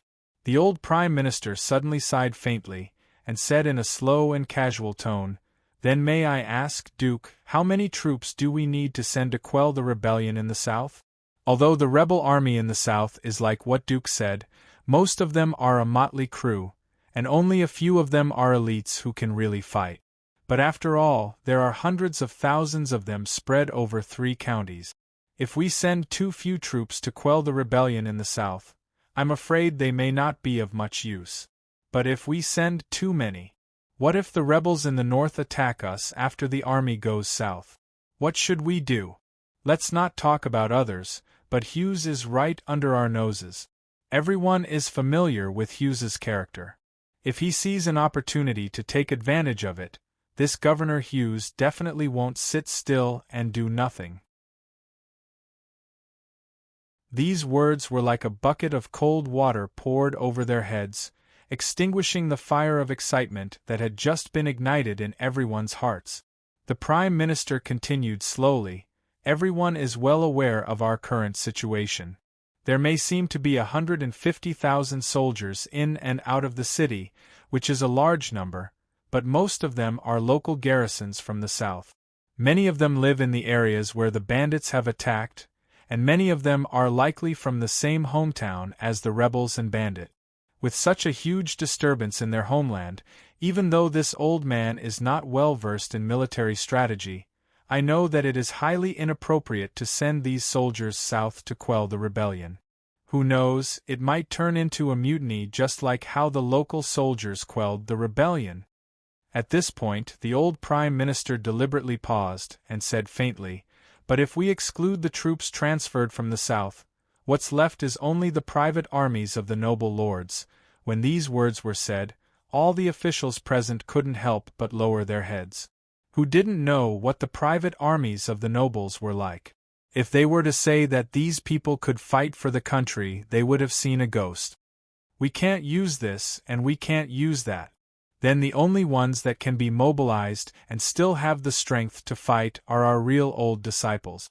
The original city guards of the capital, and the 2nd and 9th divisions of the Central Army, these three troops are the real elite. They have experienced the previous Battle of Osgilla, and have passed the test of blood and fire, but these are the last of our old foundation, and also the last thing we can rely on. If these troops are sent to the south, if Hughes and the others raise their troops to attack Osgilla, are we going to rely on the southern soldiers and the private armies of the nobles to resist? May I ask, Duke of Minas, what good method do you have to teach me about this question of mine?" The atmosphere suddenly turned cold. The Duke of Minas narrowed his eyes and looked at the Prime Minister in front of him. The old Prime Minister's face was sickly, as if he couldn't even straighten his back, but under the sharp gaze of the Duke of Minas, he still maintained his indifferent appearance. Finally, the Duke of Minas's lips curled into a cold smile, and he took a deep breath. "I can understand the Prime Minister's concerns, but I also have a way to solve this problem." As he spoke, he suddenly lifted the cloak behind him, and slowly knelt down on one knee in front of the young Garcia Emperor sitting there. This kneel shocked everyone. It was only because of the identity of the Duke of Minas. He was an elder of the Empire, the leader of the Empire's army, and the father of the Empress.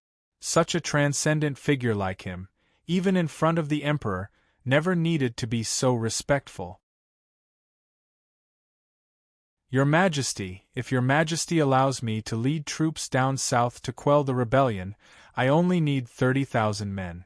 If we can't pacify the south within a month, I ask your Majesty to remove my title of Duke."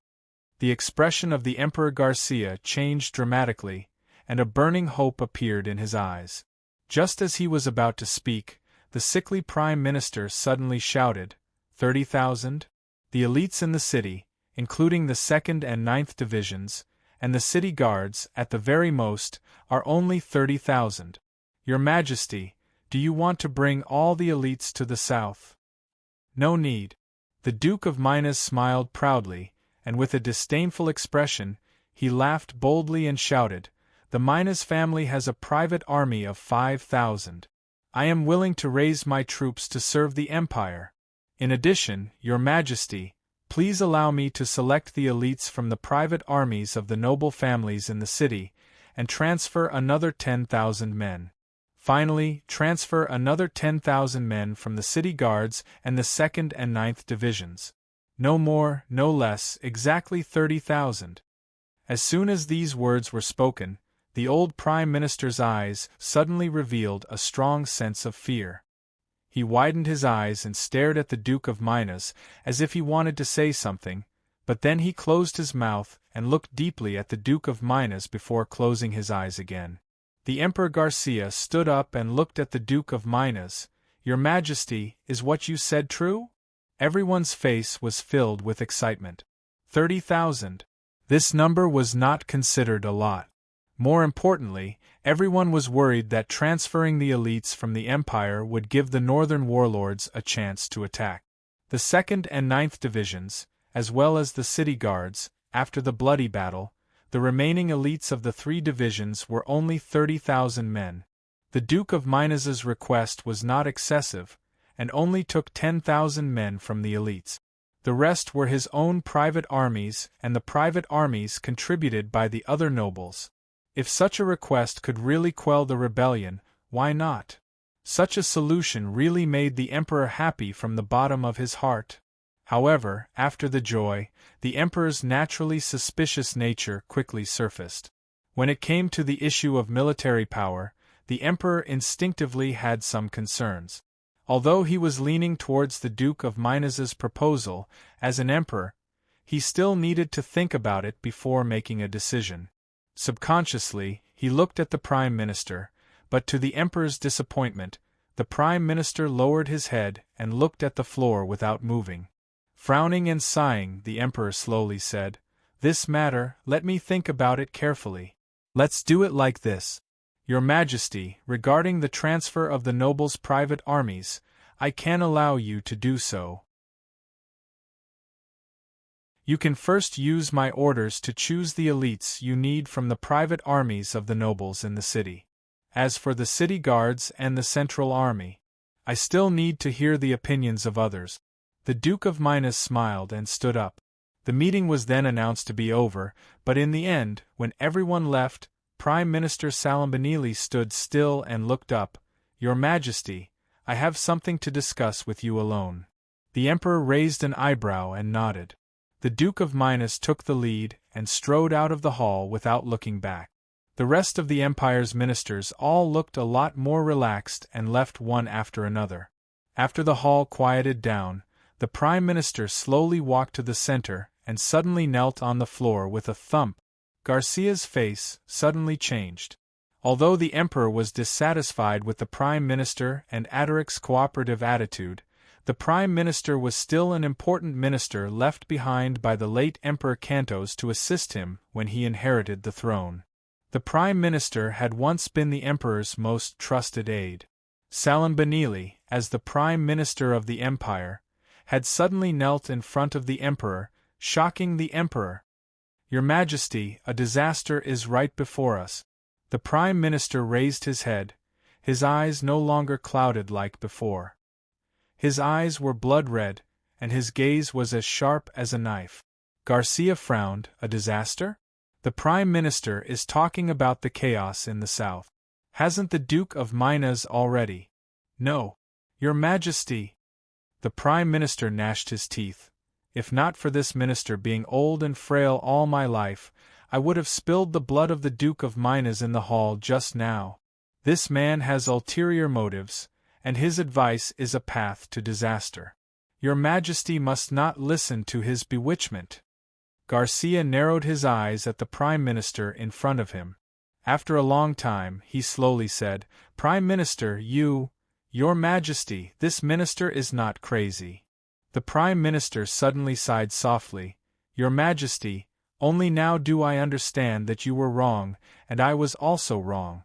Previously, I supported you in reinstating the Duke of Minas, and that was the stupidest mistake of my life. This tiger that hides its strength and bides its time is now about to bare its fangs. Your Majesty, this man is ambitious, disloyal, and has far-reaching plans." "Prime Minister, what nonsense are you talking about? Without any evidence, you cannot slander a Duke of the Empire." Garcia's face darkened. "Your Majesty, although General Adric is upright and extreme, at least he is devoted to the country. Although he has repeatedly contradicted you in official matters, at least I have never doubted his loyalty. But the Duke of Minas, I'm afraid what he is scheming is not only the power of an important minister, but also—" "Enough!" Garcia slammed the table and stood up, angrily rebuking, Prime Minister, have you really gone mad? The Prime Minister took a deep breath and said, Your Majesty, I know you don't believe me, and I have no evidence. But, please think about it carefully. The Duke of Minas's series of actions, the one who encouraged you to release the restrictions on the nobles' private armies was him. The nobles' private armies will certainly put some pressure on Adrik, but at the same time, it will also cause the Emperor to lose his prestige. Now that the nobles have a large army in their hands, I'm afraid that they will not be as respectful to you as before. Now that the South is in chaos, it is the best opportunity for the Duke of Minas to regain his military power. I even suspect that he is behind the events in the South. The more you speak, the more ridiculous it is. Salambanili, how dare you? Garcia suddenly became furious. Your Majesty, the one who is bold is not me, but Minas. The Prime Minister looked up and met the Emperor's eyes. He quickly said, Your Majesty, think about it carefully. Minas proposed to send troops from the south. He only asked for 10,000 elites from the Central Army. 10,000 people is just what you and all the other ministers want. But this is where the Duke of Minas is cunning and smart. Although Adrik is in charge of the Central Army now, the Duke of Minas has decades of influence in the army. If he asks for too few people, it will not be enough. But even if he asks for too many people, even if he gets the military power, he will not be able to digest so many people. 10,000 people, no more, no less. Moreover, he has full authority to transfer all the people in the Central Army who are obedient to him. With these people as the backbone, the 10,000 people in his hands will be completely devoured by him. Your Majesty, forgive me for being blunt.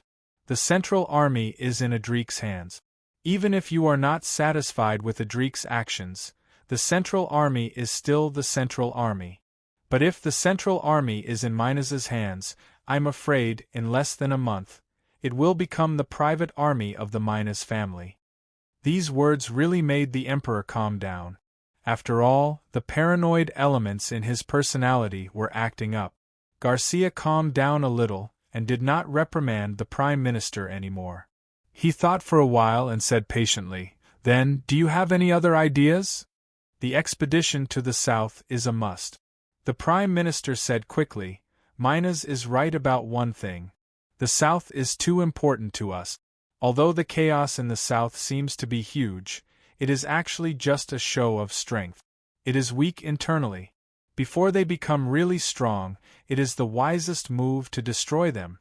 But when it comes to the south, we must not listen to Minas. Hearing this, the Emperor frowned and said, Then tell me, how should we fight? The candidate for the expedition to the south cannot be Minas. It must be Adrik or one of Adrik's men. There are suitable people to lead the army in the imperial capital. If Adrik leads the army himself, it will be good. As for the rest, General Rohr is also an excellent candidate. The generals of the 2nd Division and the 9th Division can also lead the army alone. Minas is the only one we must not let go. Hearing this, the Emperor quickly shook his head. He was already very wary of Adrik. How could he let Adrik lead the army out of the imperial capital? Moreover, if they were to go to the south, what if the Emperor suddenly sneered and said, Prime Minister, what you said is not reasonable. If you say that the Duke of Minas has ulterior motives and wants General Adrik to lead the elite troops to the south to quell the rebellion and keep the Duke by his side, who will suppress Minas when Adrik is gone? Prime Minister, don't you think that your words are contradictory? Or do you have selfish motives and want to help Adrik gain more military power for his men? The Prime Minister took a deep breath and looked at the Emperor's young and ruthless face. His eyes hesitated for a moment before they finally flashed with a sense of determination. If your Majesty thinks that my method is not appropriate, I admit that it is reasonable. In fact, whether it is Adrik or Minas leading the army, it may not be a foolproof method. In fact, your Majesty, you are right. If you let Adrik lead the army and leave Minas by your side, I will also feel uneasy. So, if this is the case, I have another method that is foolproof. What? The old Prime Minister gritted his teeth and said, Your Majesty, please lead the army to the south to quell the rebellion. Garcia's face changed when he heard this. You mean, I will lead the army personally? Yes, Your Majesty is the Emperor of the Empire. If you lead the army to the south personally, the bandits in the south will naturally not be able to stop you. You will definitely quell the rebellion and pacify the south. This seemed to make sense. Garcia's heart skipped a beat, but then he suddenly remembered something. Then, what about Osgilla? If I lead the army personally, should I let the Duke of Minas or Adrik follow? Both go. The Prime Minister gritted his teeth. All go? Garcia was furious. Nonsense. If all go, what about the imperial capital? Hughes is extremely cunning. If he sees an opportunity, he will definitely lead the army. Your Majesty, this is your humble servant's idea. The old Prime Minister said slowly, Actually, from the first day of the chaos in the south, your humble servant has been thinking hard. But please forgive your humble servant's stupidity. I could not come up with a foolproof plan. After thinking about it, I finally understood that with the current situation, there is no such thing as a foolproof plan. The only way to survive now is to cut off the wrist like a gecko abandoning its tail. Otherwise, you mean, that's right. The old Prime Minister said slowly, Since I asked Your Majesty to lead the army personally, this is naturally my intention. In the current situation, the South is in chaos. If you want to protect the South, you have to give up the imperial capital. Your Majesty, please lead the army in Osgilla and lead them south. Give up the imperial capital to that Hughes. Although giving up the imperial capital is a great humiliation, and the Empire has never suffered a defeat in 1,000 years, as long as Your Majesty is safe, you can lead the army into the south and pacify the prefectures. With the southern prefectures as your foundation, you may have a chance to rise again in the future. Your Majesty, with the current situation, this is the only way. Give up the imperial capital? The Emperor's voice trembled. Give up the imperial capital. Lead the army south to seek survival. The hall fell into a deathly silence. After a while, Garcia suddenly roared. You bastard! Salambanili! You bastard! As the Prime Minister of the Empire, you dare to speak such words. If it weren't for, I would cut off your head right now. I would hang you. The Emperor was unable to restrain his anger.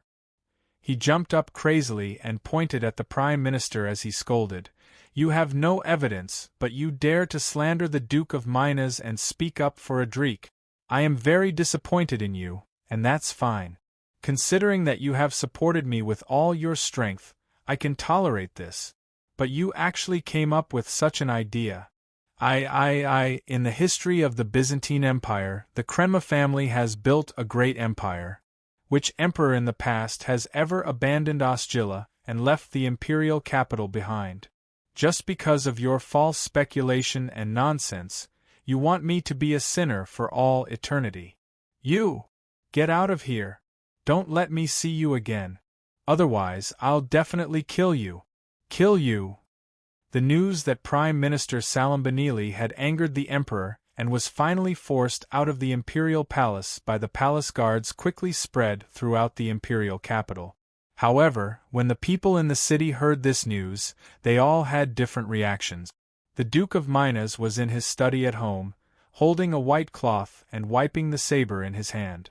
When he heard the news from his subordinate, the old Duke only nodded slightly with a complicated expression. Adrik, who had not slept for 3 consecutive days in the military headquarters, anxiously reorganized the army and transferred the elites to prepare to go south to quell the rebellion, heard the news and sighed slightly. Then, he straightened his face, put on his formal uniform, and was about to go out to the imperial palace. But when he reached the door, he met Fatso and Roar, who had a calm face. Go to the Imperial Palace? Are you going to speak to the young Emperor? Roar looked at Adrik, who was dressed in a neat military uniform. This is an important matter, I have to go. The Emperor will not listen to you. Roar did not stop him. He laughed coldly behind him and said, he doesn't even trust the Prime Minister now, he only trusts Minas. Don't you understand? The momentum was already like this, and it was pushed to the current situation step by step. The Emperor did not trust you at first, and then used Minas. Then, the Prime Minister cooperated with you for the northern expedition, and the Emperor no longer trusts the Prime Minister. Now that something has happened in the south, the Emperor is panicking, like a drowning man, looking for a life-saving straw. But looking around, you and the Prime Minister are no longer people he trusts. So, at this time, his only choice is the Duke of Minas. Adrik, you can't change this reality. Even if you go to the Imperial Palace now, the Emperor will not even see you.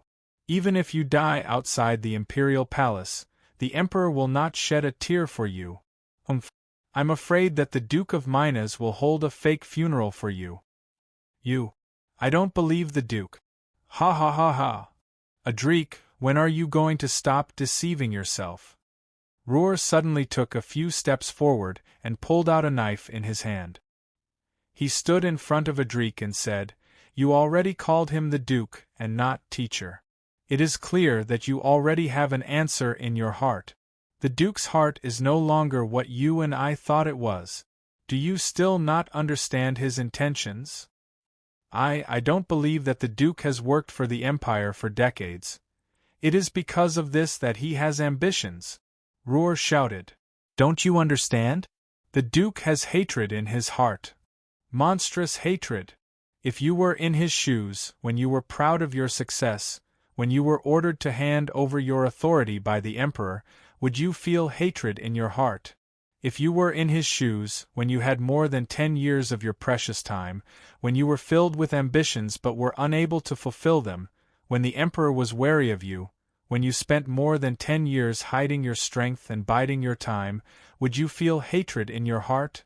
If you were in his shoes, when you were forced to marry your only beloved daughter to the Crown Prince, when the whole world knows that he is a rabbit, every day would be spent with tears flowing down your face, a lifetime of happiness would be ruined, and the relationship between father and daughter would be severed. Would you feel hatred in your heart? Adrik's body swayed, his face twisted. Roar held the knife in front of his chest and slowly said, the Duke has long been on the same side as us. The more he sacrificed for the Empire in the past, the more he fought, the deeper the hatred in his heart today. I originally did not dare to think of this step, but the reality no longer allows us to have any illusions. The Duke has racked his brains to come back this time. His goal is definitely not just to come out of retirement and become a minister with authority. At the end of his speech, Roar simply held the knife to his own neck and said sternly, Adrik, if you still don't wake up, then I might as well cut my own throat in front of you today.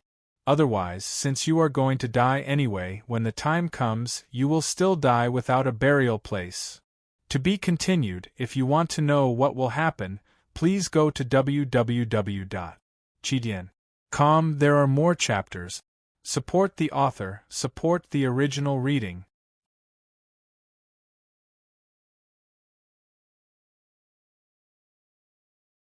Chapter 570. GOR Chapter 527. Intense Clang. Seeing that Roar was about to place his saber on his neck, Adaric's face suddenly changed color.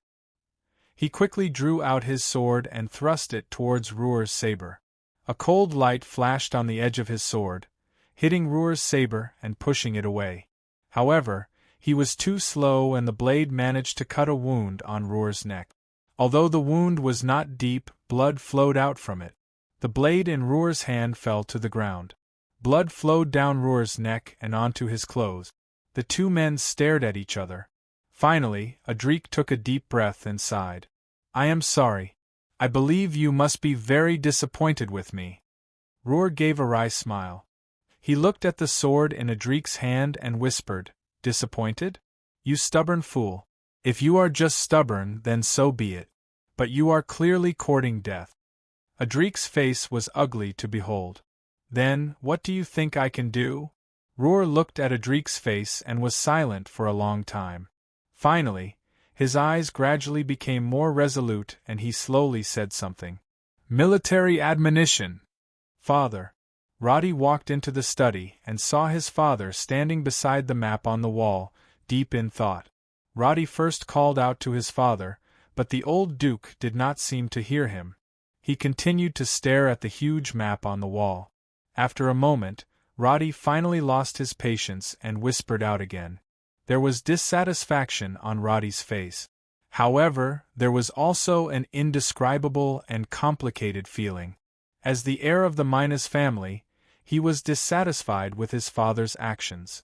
Over the years, the gap between father and son had grown deeper. However, he was still his son. He knew his father's every move the best. He was very clear about his father's recent actions. He could sense something unusual about them. I remember telling you many times. The Duke of Minas slowly turned around and calmly looked at his son. If you want to enter my study, you must knock on the door. Yes, father. Roddy took a deep breath and looked at the old Duke with a complicated expression. He wanted to say something but hesitated. In the end, he chose to suppress his thoughts and slowly said, Marquis Banks and Earl Billick are here. They are asking to see you in the living room. Let them wait. The Duke of Minas smiled faintly. They will not die if they wait a little longer. Sit down. I have something to say to you. Roddy hesitated for a moment and slowly sat down on a chair in the room. Duke Minas looked at his son's face. His son's facial features were very similar to his own. His eyebrows, eyes, and nose were almost identical to his own. He remembered that when he was young, he was also like his son. He was determined and would not easily change his position. He was stubborn and persistent. Moreover, his blood was boiling. He was also filled with unrealistic ideals. No, it should be said that they were just fantasies. Because Duke of Minas knew that his son was very similar to him, he also knew that it would not be easy to convince his son. You have been very dissatisfied with me recently. The old man slowly sat down in front of Roddy. Roddy did not say anything. He just lowered his eyes. You are dissatisfied with the way I sent Daphne back to the palace. Also, since I came back, you are also dissatisfied with my attitude towards Adrik. You also do not agree with the way I contacted the nobles. Also, your son does not dare. It is not that you do not dare. The Duke of Minas suddenly smiled. His smile was somewhat mocking. You just feel that you can no longer communicate with me. That is why you are too lazy to continue arguing with me. Is that right?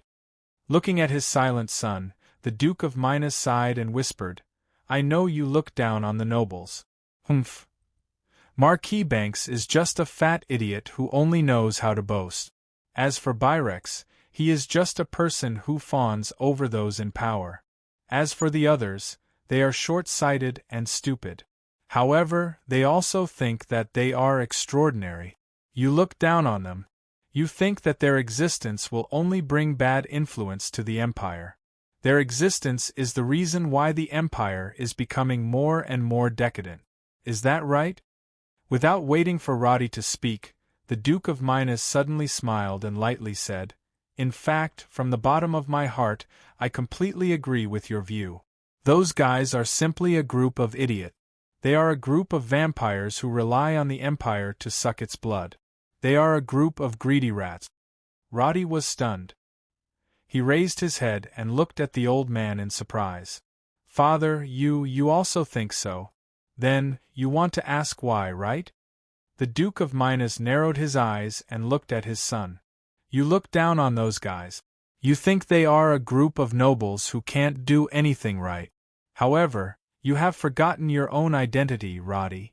You are also a noble yourself. The Duke of Minas raised his hand and pointed at Roddy. His fingertips were almost poking Roddy's chest as he coldly said, "You are also a noble yourself." Roddy did not speak. "I do not expect you to understand all my intentions and painstaking efforts now. In fact, I do not expect you to understand all my actions now," Minas said faintly. "When I was your age, I was also full of unrealistic fantasies, so I know that no words can move you now, and no words can change the obsession in your head," Minas said faintly. "I also do not want to persuade you." Roddy looked at his father and suddenly had an impulse. He could not help but blurt out, "But father, what do you want to do?" "What do I want to do? Everything I do is to save this country." The Duke of Minas sighed. "Save this country?" Roddy suddenly became angry. He loudly asked, "Are you trying to restrict Adaric's northern expedition? Go against him in the military?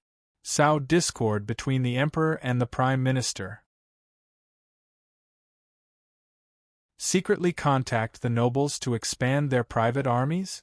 Don't you understand that it is because you instigated the nobles to expand their private armies? More and more military expenditures caused their leaders in the south to endlessly levy taxes. Eventually, the commoners in the south were forced to rebel. Father, is this what you mean by saving this country?" The Duke of Minas looked at his son with disappointment.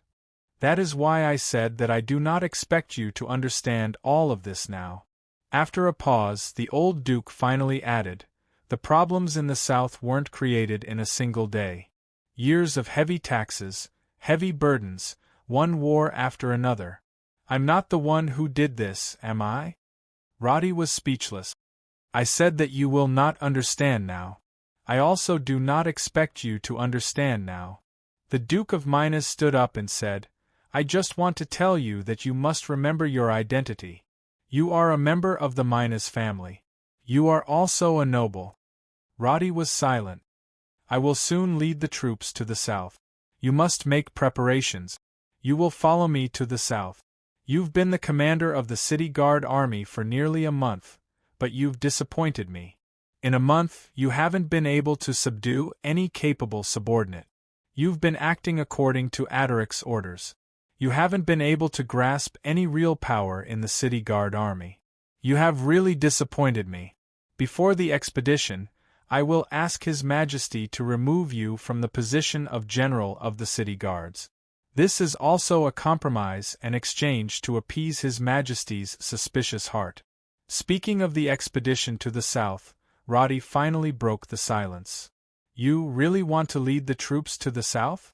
In any case, the situation in the south was deteriorating.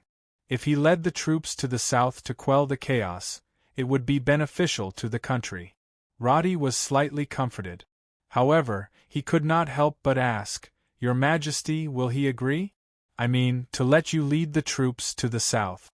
"It is not up to him not to agree," the Duke of Minas slowly said. "He has no other choice. Adric cannot gain the Emperor's trust. As for the others, Roar is already a thorn in the Emperor's heart. The Emperor will not choose him. Moreover, Roar is already on the same side as Adric. Other than me, no one can quell the chaos in the south."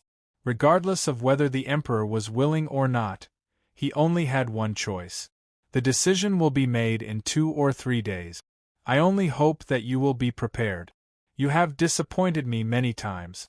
This time, I hope that you will not disappoint me again. I am going to lead the troops to the south with you as the vanguard." You do not like my actions in the imperial capital. Then, you will be willing to work hard to quell the bandits in the south. It is my duty to do so." Roddy stood up. His young and majestic body stood straight. "Very good. I have already prepared the plan to send out the troop. I will provide you with 2,000 cavalrymen. Those bumpkins in the south are just a motley crew. With 2,000 elite cavalrymen heading south, they will not be able to stop you in a field battle. Your mission is to march straight in and reach Effenwit County as quickly as possible, where the rebels are most concerned. According to my judgment, once our army goes south, the rebels will shrink back. Although most of the rebels are bumpkins, there are some smart people among them. They are aware of the strength of the Empire's regular army. Moreover, they do not have any cavalrymen to fight against us. They will only choose to gather and shrink their forces to defend the city. But this isn't a problem you need to consider. I only need you to use 2,000 elite vanguard cavalry to sweep through Offenvid's army, purge those small-scale stragglers who dare to resist, and force them to withdraw their forces. I will not let you down. Roddy's eyes suddenly glowed. The Duke of Minas looked at his son and secretly sighed. He is still a naive young man. Roddy was so excited that he was about to go out. Suddenly, he turned back and looked at his father. Father, that Marquis Banks and the others are still waiting to see you, I said. Let them wait a little longer. Duke Minas slowly walked back to his desk and took out a bottle of wine from the cabinet below. He poured himself a cup of wine and took a sip. Then, he sneered and said, "There are those who would add flowers to brocade, but there are none who would send charcoal in the midst of snow. When I, Minas, was in seclusion, did this group of people who wanted to curry favor with me rush to my place? Now that the South is in chaos and their territories are in the South, they rush to hug my thigh. How can it be so easy? My trip to the South is to borrow their strength. If I don't give them the cold shoulder, how can I make them willing to bleed?" Remonstrance. When this voice fell into his ears, it was like an earth-shattering shock. Adrik's expression changed wildly. He flew into a rage and shouted, "Nonsense!" Roar acted as if he did not hear Adrik's angry rebuke. He quickly said, "Although the Duke of Minas is pressuring you day by day, the military power is still directly in your hands. Most of the guards in the city are also your direct subordinate. As long as you give the order, the city will be under martial law. Close the city gates and cut off communication between the inside and outside of the city. After that, gather the trusted subordinates in the army. Not many, just 2,000 or 3,000 people will be enough. They will immediately surround the imperial palace. They will surround but not attack. After that, they will conduct a manhunt in the city and immediately arrest the Duke of Minas. After that, the Duke will choose a place to put him under house arrest and purge the restless people in the city. This will deter the officials and take charge of the military affairs. Force His Majesty to remove all of the Duke's official positions and give you full power. In this way, as long as we act quickly and decisively, the matter can be settled within a day. At that time, shut up! Shut up! Audiobook widened his eyes in anger, glared at Roar and growled, "How dare you? How dare you say such treacherous words? Why aren't you shutting up?" Roar's expression was calm. He looked at Adrik and waited for Adrik to finish roaring. Then, he said coldly, "Why are you so agitated? Or could it be that my words are exactly what you're afraid of the most? Is that why you have such a strong reaction?" Adrik was suddenly speechless. "If you hope to use words to persuade the Emperor, I'm afraid that even if you, Adrik, cry and cry, the Emperor won't even look at you. Humph, if you want to force His Majesty to give in, the only way is— I will definitely not do such a rebellious thing. You don't need to say any more." Adrik resolutely rebuked, "Roar, I will pretend that I didn't hear what you just said. I don't want to hear it from your mouth a second time." "Fine, if you don't want to do this, then I have another plan," Roar slowly said. "The matter of quelling the rebellion in the south must not be delayed. However, we must not let the Duke of Minas lead the troops. Since you are not willing to use military force, then immediately go to the army and lead the troops out of the city to quell the rebellion. When the Emperor finds out that you did not follow his orders and led the troops south, he will definitely be furious. However, you are in the army and everyone in the army is under your command. He can't do anything to you. He can't possibly send people to the army to capture you. When the time comes, he will just order you to go back and we will ignore it. Once the army goes south, he will not be able to do anything to you. In this way, won't the conflict be exposed publicly? That will be the beginning of a rupture. The morale of the army will be unstable. Adrik coldly said, "If I lead the troops south and go against the orders, are the rebels in the north all fools? When we have internal strife here, they will definitely take the opportunity to invade. The Duke of Minas also has unfathomable motives. If we lead the army south, won't it be the same as abandoning the Emperor in Ostjilla? Ruhr, what are you trying to do?" Ruhr coldly laughed a few times. "This won't do, that won't do.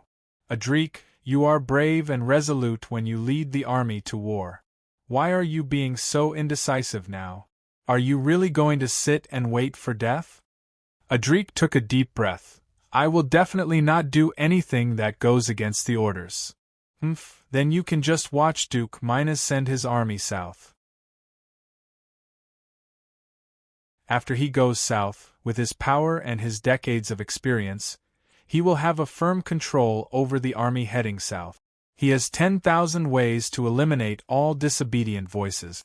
In less than a month, the army heading south will be wiped out by him, and he will have a firm control over it. Then, Duke Minas snorted coldly, "You can just watch Duke Minas send his army south. At that time, the few counties in the south will be the world of the Duke of Minas. The sky is high, the sky is high, and the sea is wide, the sea is wide. You and I are both under the Duke's tutelage. We know the Duke's military strategy very well. With his ability, it will not be a problem for him to defeat the bandits in the south. I am afraid that he will use the excuse of quelling the bandits to eliminate the bandits and then swallow them up one by one.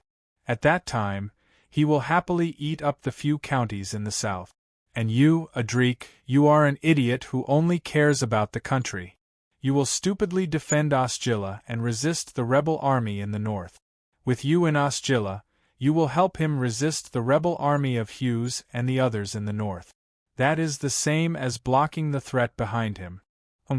Once the Duke of Minas has control of the army going south, he will have tens of thousands of obedient soldiers in his hands. He will occupy the few counties in the south. At that time, who will be able to stop him? Adrik didn't say anything. Ruhr stared into his eyes and continued, "You have to think about it carefully. Although there are more than 100,000 soldiers in the city, other than our central army, the rest of them are all transferred from the south. Once the Duke of Minas goes south and controls the few counties in the south, he can find a few excuses to stay in the south and not come back. Who will be able to order him around? And if he controls the south, it means that he controls the lifeline of the southern army in the capital. As long as he does something in the south, other than the central army, all the other southern armies in the capital will side with him.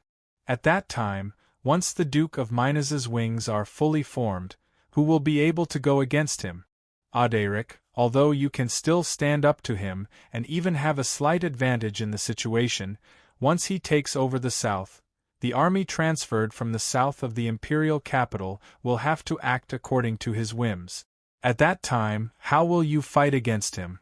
With the little central army in your hands? Do you know the consequences of this?"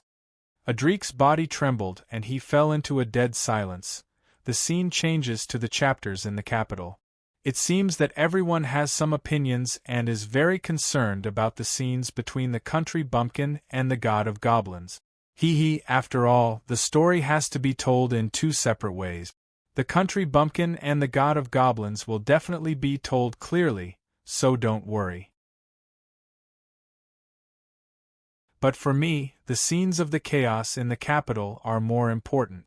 Although the matter of the god of goblins is important, the name of this book is after all Hunting Country and not Hunting God, To be continued. If you like this work, you are welcome to come to Chidien.com to vote for me. Your support is my biggest motivation.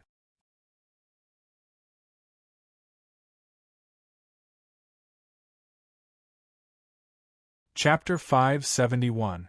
GOR Chapter 528 Dispatch of Troops. The little emperor has no choice. He doesn't have anyone to choose from. Hughes looked at his subordinates with a smug look on his face. The news of the rebellion in the Southern Empire had reached the imperial capital. Naturally, it would reach the Northern Empire as well. The military districts of Armenia were close to the imperial capital. Naturally, the news would reach Hughes quickly. As the leader of the rebel army in the north, Hughes was one of the best among the rebel army leaders in the north.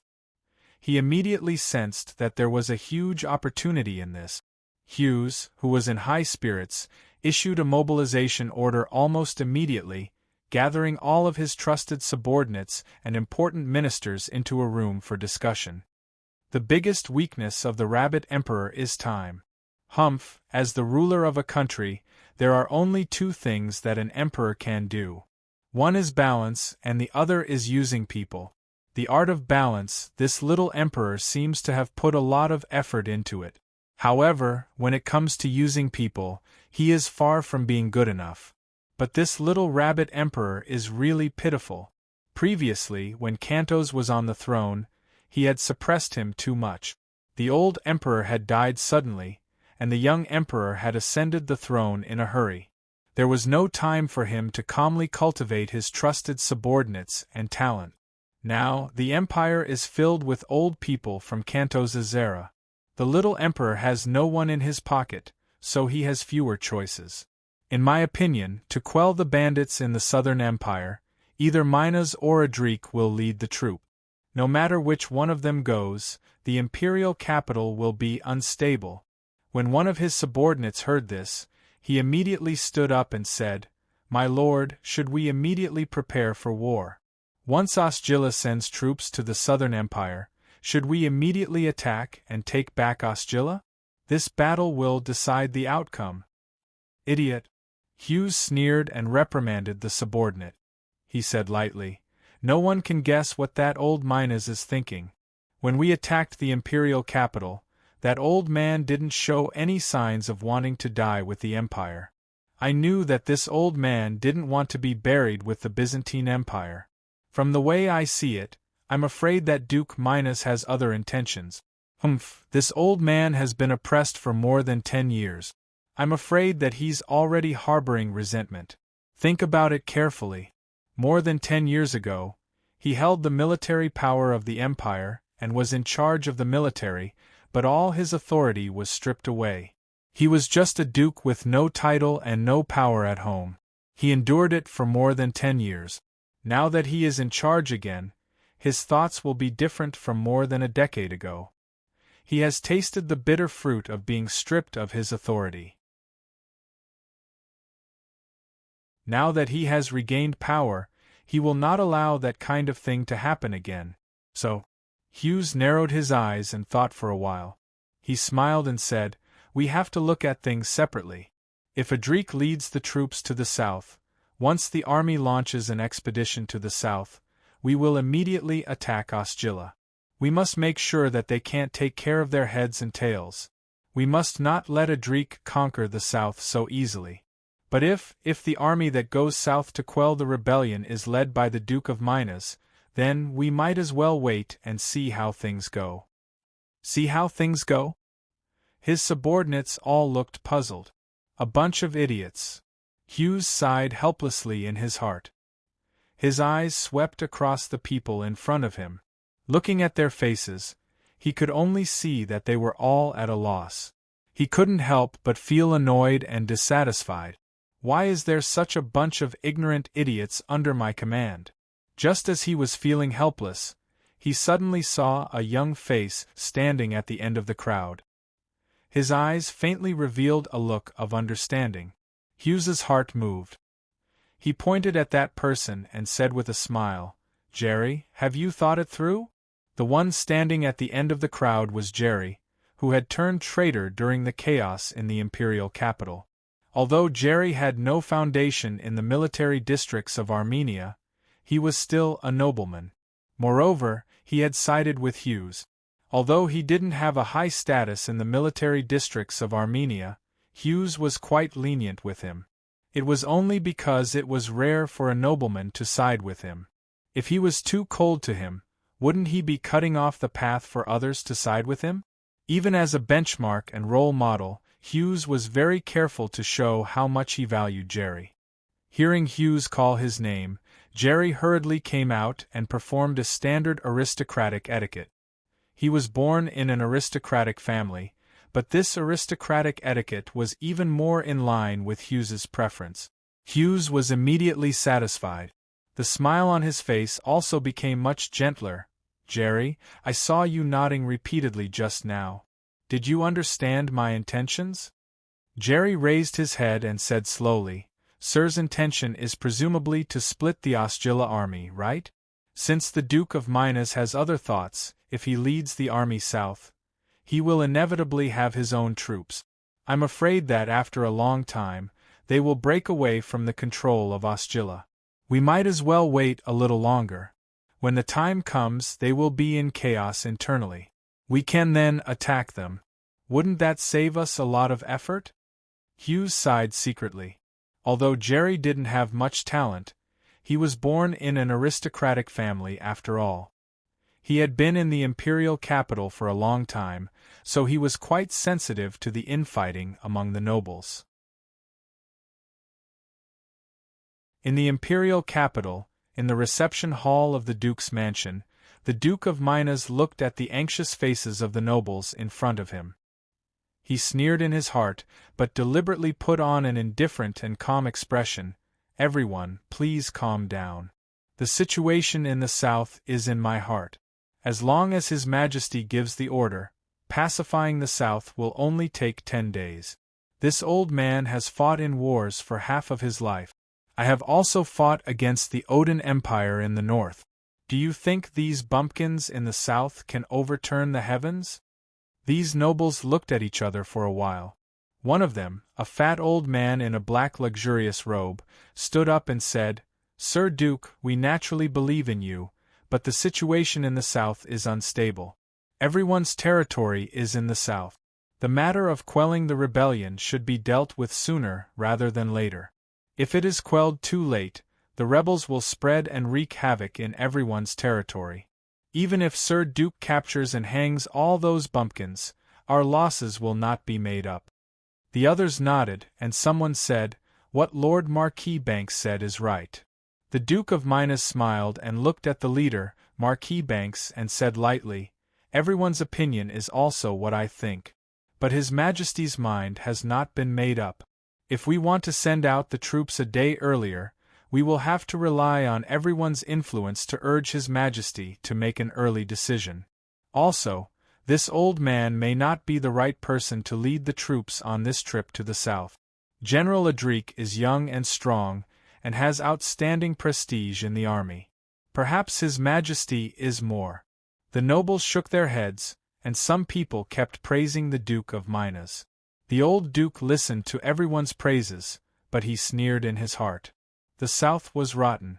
In every county, in every place, those local officials were inextricably linked to the nobles. Which one of them was not desperately trying to reap benefits? Who did not have a rotten account book in their hands? Who did not have a pile of shit? Adric was upright and impartial, and never showed favoritism. If they let Adric go south, defeating those rebels would not be a problem. But this was definitely not what the nobles wanted to see. If they let Adric, who did not care about the sand in his eyes, go south and pacify the place, how could the rotten account book under everyone's butts be hidden from Adric? Therefore, these nobles absolutely did not want to see Adric become the choice to lead the troops to the south. The Emperor did not trust Adric, nor did he trust Salem Bonilla. Even if the Emperor's trust in himself was not that deep, but the Emperor had to rely on these nobles. If these nobles collectively advocated for him to lead the troops to the south, the Emperor would not be able to refuse the request of all the nobles. Thinking of this, the Duke of Minas casually comforted the nobles with a few words, then smiled and said, "Since everyone is supporting me, then I will shamelessly ask for a few requests. Sending troops to the south is not only for the country, but also for everyone's protection of your territories and homes. It's not as if everyone is unaware of the current situation. The rebels in the north are eyeing us covetously, and the elites of the Central Army in the imperial capital cannot act rashly. If we want to send troops to the south, we will need everyone's support. I have also boasted to His Majesty that if you give me 30,000 men, I will be able to stop the south. As for these 30,000 men, the Central Army will take 10,000, the Southern Garrison Army will take 5,000, and the Minas family's private army will take 5,000. As for the remaining 10,000 men, you will need to. The private army of each family was the private property of each noble family, who would be willing to take out their own army and hand it over to others. No one could refuse the reason given by the Duke of Minas. For the nobles, most of their territories were in the south, and some had even fallen into the territory of the rebels. Whether it was for self-protection or for other reasons, it was a reasonable reason to ask them to contribute their army. No one could refuse. Fortunately, although 10,000 men seemed like a large number, if it was divided among the noble families, each family would not have to contribute too much, and it would not be too painful for everyone. Moreover, it was just contributing some soldiers. As long as they could protect their own territories, it would not be difficult to gather a few thousand men in the future. With regards to the Duke of Minas' request, the nobles patted their chests and guaranteed it on the spot. Immediately, the families were divided. Those who had more would contribute 2,000 to 3,000, and those who had less would contribute 500 to 600. The amount of 10,000 men was quickly gathered. The Duke of Minas added a few more words. After all, we will be going to the south with real swords and spears. As for your private armies, I don't need to explain in detail what they are like. This old man is confident that I can quell the rebellion, but all of you need to support me sincerely. Please do not be stingy with the elites of the private armies that you contribute. I will say the ugly words first. If anyone tries to put together a bunch of ugly melons and dates to fool this old man, when the time comes and the war is delayed, don't blame this old man for not taking into account our many years of friendship. The Duke of Minas' words were naturally a guarantee for everyone. The old Duke was not afraid that these nobles would go against him. After all, he was leading his troops to the south, and these people's territories and homes were under his control. If anyone dared to act recklessly in the dark, he would have 10,000 ways to make them regret it. Not to mention other things, when it came to war, as long as he did a little trick, purposely leaving a gap on the battlefield, and purposely letting the rebels into someone's territory to wreak havoc. However, there was no need to say these words too clearly. He only needed to mention them in a subtle way, and he was not afraid that these nobles would not listen. We are naturally not worried about your lordship going south to quell the rebellion, but the situation in the north is still worrying. If your lordship goes south and Hughes attacks this Osgilla, the nobles were nobles after all, and the cowardice and timidity in their bones could not be shaken off. The Duke of Minas smiled faintly. There are still 100,000 troops in the city. There are elites like the Central Army, and there is also General Adric, the pillar of the empire. There is enough to ensure that the capital is safe. Besides, I naturally have a backup plan, so that the rebels in the north cannot act recklessly. His Majesty has conferred a Grand Duke Knots, a northern garrison region, and tens of thousands of northern troops. They can't just be decorations in the north. You can speak to His Majesty. When my army goes south, I ask His Majesty to issue a strict order and order the general of the northern garrison region, His Lordship Duke Shea Thunder, to go on a punitive expedition against the rebels in the north. With the movements of the northern army, the rebels in the north will be too busy to take care of themselves. How would they have the strength to find trouble with us? As long as I can by a month's time, I will pacify the south. When the time comes, the situation will be settled, and there will be no need to worry about anything else. The next day, sure enough, under the signal of the Duke of Minas, the leaders of several top noble families in the capital entered the palace to have an audience with the emperor, and they all urged the emperor to immediately send troops to the south to pacify the rebellion. Most of the territories of the noble families were in the south, and it was related to the most important interests of each family. These requests could not be ignored by the emperor. Moreover, most of the noble families wanted the Duke of Minas to be the candidate to pacify the rebellion in the south. As for Adric, everyone thought that General Adric had made outstanding contributions in the defense of the capital and defeated the rebels. Such a talent should be left in the capital to protect the emperor, to prevent the rebels in the north from taking advantage of the situation. Garcia was not a fool about the intentions of the nobles' requests. He more or less understood that most of these nobles were worried that Adric, a person who did not care about the sand in his eyes, would run to the south and dig up the bad accounts under their butts. However, the will of the nobles was something that the emperor could not ignore. As the emperor, he trusted and relied on the noble group the most at present. Even if he still had some doubts in his heart, he had to compromise and make a decision in the end. Although the emperor did not believe Salambanili's words, he still listened to a few of them no matter what. He did not completely trust the Duke of Minas, but the central army would only be mobilized by 10,000 people, and this number was still within the emperor's bottom line. With the emperor's approval, the Duke of Minas had already begun to allocate troops from the private armies of the noble families in the capital. Although the private armies of the noble families were mostly a mix of good and bad people, there were still tens of thousands of them. It was not impossible to select a small number of elites from among them. Furthermore, the commanders of the private armies of the noble families were mostly the sons of the noble families, but when those sons of the noble families heard that they were going to war in the south, how many of them really dared to go? Many of them immediately found all sorts of excuses to back off. The Duke of Minas naturally took advantage of this situation. For those sons of the noble families who did not want to go to war in the south, he waved his pen and gave them all sorts of excuses. As long as they obediently handed over their troops, they could do whatever they wanted. The 10,000 private armies of the noble families were all mobilized within 3 days. In the Prime Minister's residence, the seriously ill Salambanili immediately vomited blood and was bedridden when he heard that the Duke of Minas had already selected private armies from the noble families.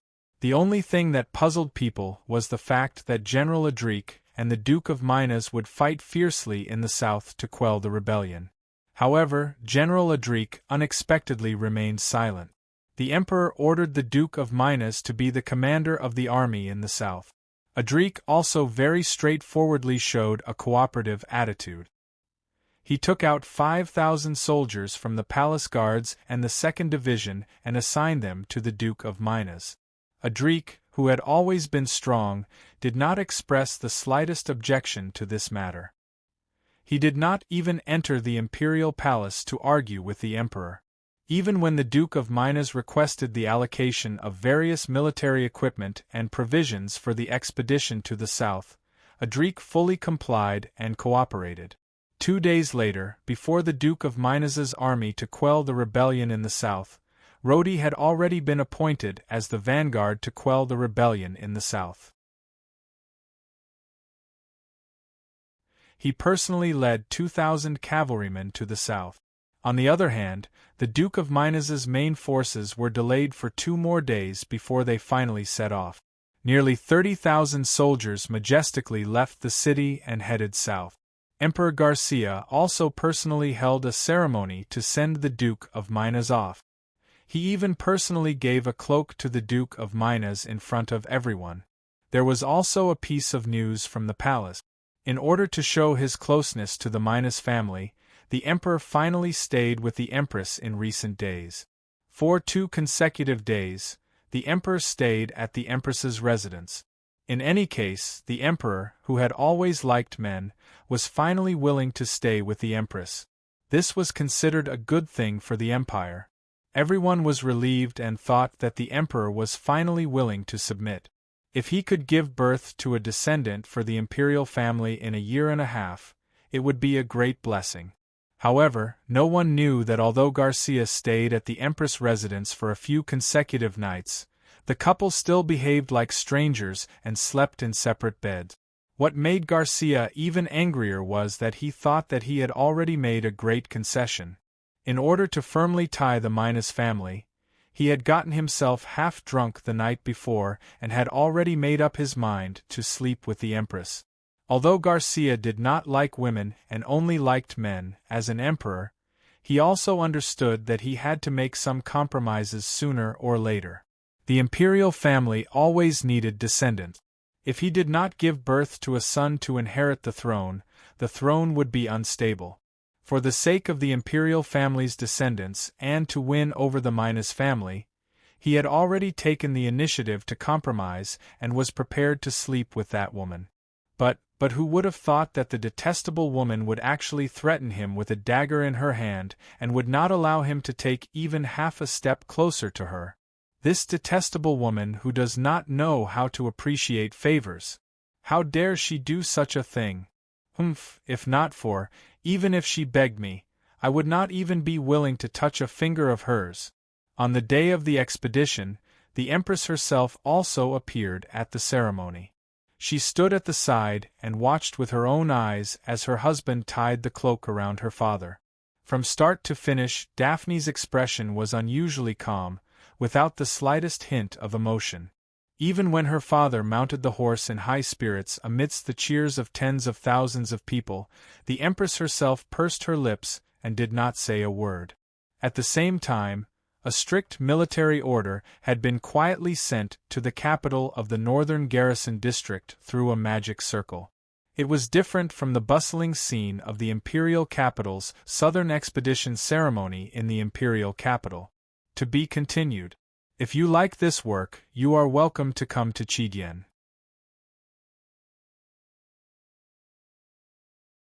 Come to vote for me.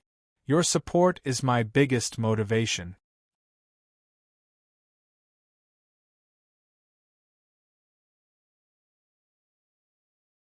Chapter 572. GOR Chapter 529 Shea's Path 1. Dispatch troops? There was a serious expression on Junker's face, and he made no effort to hide his concern. He slowly said, I fear the problem I am most worried about has come to pass. Relax, Junker. Sophie held on to a cup of steaming hot tea as she stood beside the window and looked outside.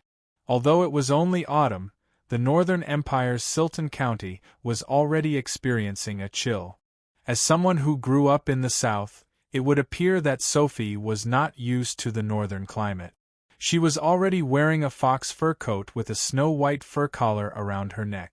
The soft, white fur on her face made her look particularly beautiful.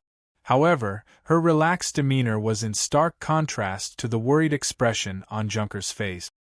Are you not worried at all? Junker's voice was serious. Compared to Green's departure, I believe that this is the real test. This order from the imperial capital is clearly the work of the Duke of Minas. The south is in chaos and the Duke of Minas has been ordered to send troops to the south to quell the rebellion. The order from the military requires us, the Northern Army, to send out troops to attack the rebels in the north. They are clearly using us to reduce the pressure on them. How do you think Green will react to this military order? What do you think? Sophie turned around and smiled. She looked at Junker and said, You don't think this is a good time to dispatch troops? Of course not. Junker shook his head. You and I both know the current situation of the Northern Army. The reorganization of the army has yet to be completed, and we are still working hard to restore our strength. Although we now occupy 3 counties, our strength has been greatly damaged. Our finances won't be able to support another war. Additionally, the current situation of the army is not suitable for us to dispatch troops. The reorganization plan is not complete yet. Back then, we followed your suggestion and conducted a disarmament. The main force of the Northern Army has been reduced to one division, while the rest have been incorporated into the Garrison Division and Reserve Division. Hell, let's not talk about the Garrison Army. A large number of retired soldiers are in the reserve force. We just made them take off their military uniforms, put away their weapons, and let them become farmers again. Are we going to use a conscription order to call them back? Junker's eyes turned serious. Right now we only have the First Army as our main force, and the Garrison Army can only be used to defend places, and do not have the ability to attack or fight in the open. We, on the other hand, control the land of 3 counties. Such a huge territory, but we only rely on the strength of an army to protect it. Once we send out our main forces to attack any of the rebel forces, I'm afraid that the other rebel forces around us will take the opportunity to attack us. Go on. Sophie nodded. I don't deny that in terms of overall strength, especially military strength, we have a great advantage over any of the surrounding rebel forces. However, this is also our predicament. Right now we are like a strong lion, but surrounded by a pack of hungry wolves. We may be able to defeat 1 or 2 of them, but if the pack of wolves swarm us, we will be the ones to be torn to pieces in the end. The reason we have these few months of peace is entirely because of the benefits of defeating Odin's Scarlet Snow Army in the Battle of Ilton. The remaining power of defeating the Scarlet Snow Army made the surrounding hungry wolves not dare to act rashly and rashly provoke us. However, if we take the initiative to attack, we will break the fragile balance now. Once we attack one of them, the other rebel forces will immediately unite to deal with us. In the end, Junker frowned. The people in the kingdom have not considered our situation. They do not care about the survival of the Northern Army at all. They just want to use us as cannon fodder to help them delay the rebel forces. As long as we fight in the north and attract the attention of the rebel forces for a few months, it will be enough to buy time for them. As for whether we live or die in the end, the people in the kingdom do not care. Looking at Junker's anxious expression, Sophie smiled. She smiled calmly and looked at Junker. Are you done? I'm done. Junker seemed a little depressed. All right. Sophie finally sighed and gently put down the cup in her hand. She whispered, compared to the military order we are facing, I am more worried about the situation in the kingdom. The kingdom? Junker's eyebrows were tightly knitted together. The Duke of Minas. Sophie very directly expressed her opinion. Don't forget, when I was in the kingdom, I had a lot of dealings with this old man. We even stayed in his residence for a period of time. No one knows better than me what he is thinking. I am not worried about the military order. I am more worried about the old man's next move. Compared to us here, the kingdom is now the center of the storm. But this military order. You are worried about Grimm? Sophie smiled. Of course. Junker did not hide his point of view, although Grimm was persuaded by you in the end. However, he was once. This military order is clearly the work of the Duke of Minas. He is going south to quell the rebellion. He needs us to make a move in the north to attract the attention of the warlords. Thus, Grimm is an old friend of his. I cannot guarantee that Grimm will not. You can rest assured about that, Sophie smiled. I understand people like Grimm. He may have wavered before. However, people like him, once he has made up his mind, he will not easily change his mind. He is indeed an old friend of the Duke of Minas. However, he is now the deputy commander of the Northern Army. I believe he will make the right decision. Then, the smile on Sophie's face was replaced by a look of concern. I am not worried about Grimm's attitude. Rather our General Shea Thunder. You have seen this military order from the kingdom. Did you not notice it? Under the military order, the Duke of Minas was not the only one who signed it. General Adric had also signed it. Do not forget, General Adric is the Minister of Military Affairs. For him to sign this military order, It can be seen that he also supports this order and wants us to send out our troop. You mean to say, Shea, that fellow's temperament, I more or less understand it. Sophie gave a wry smile. I fear that he may not even care about the king's ambitions. That fellow is often emotional.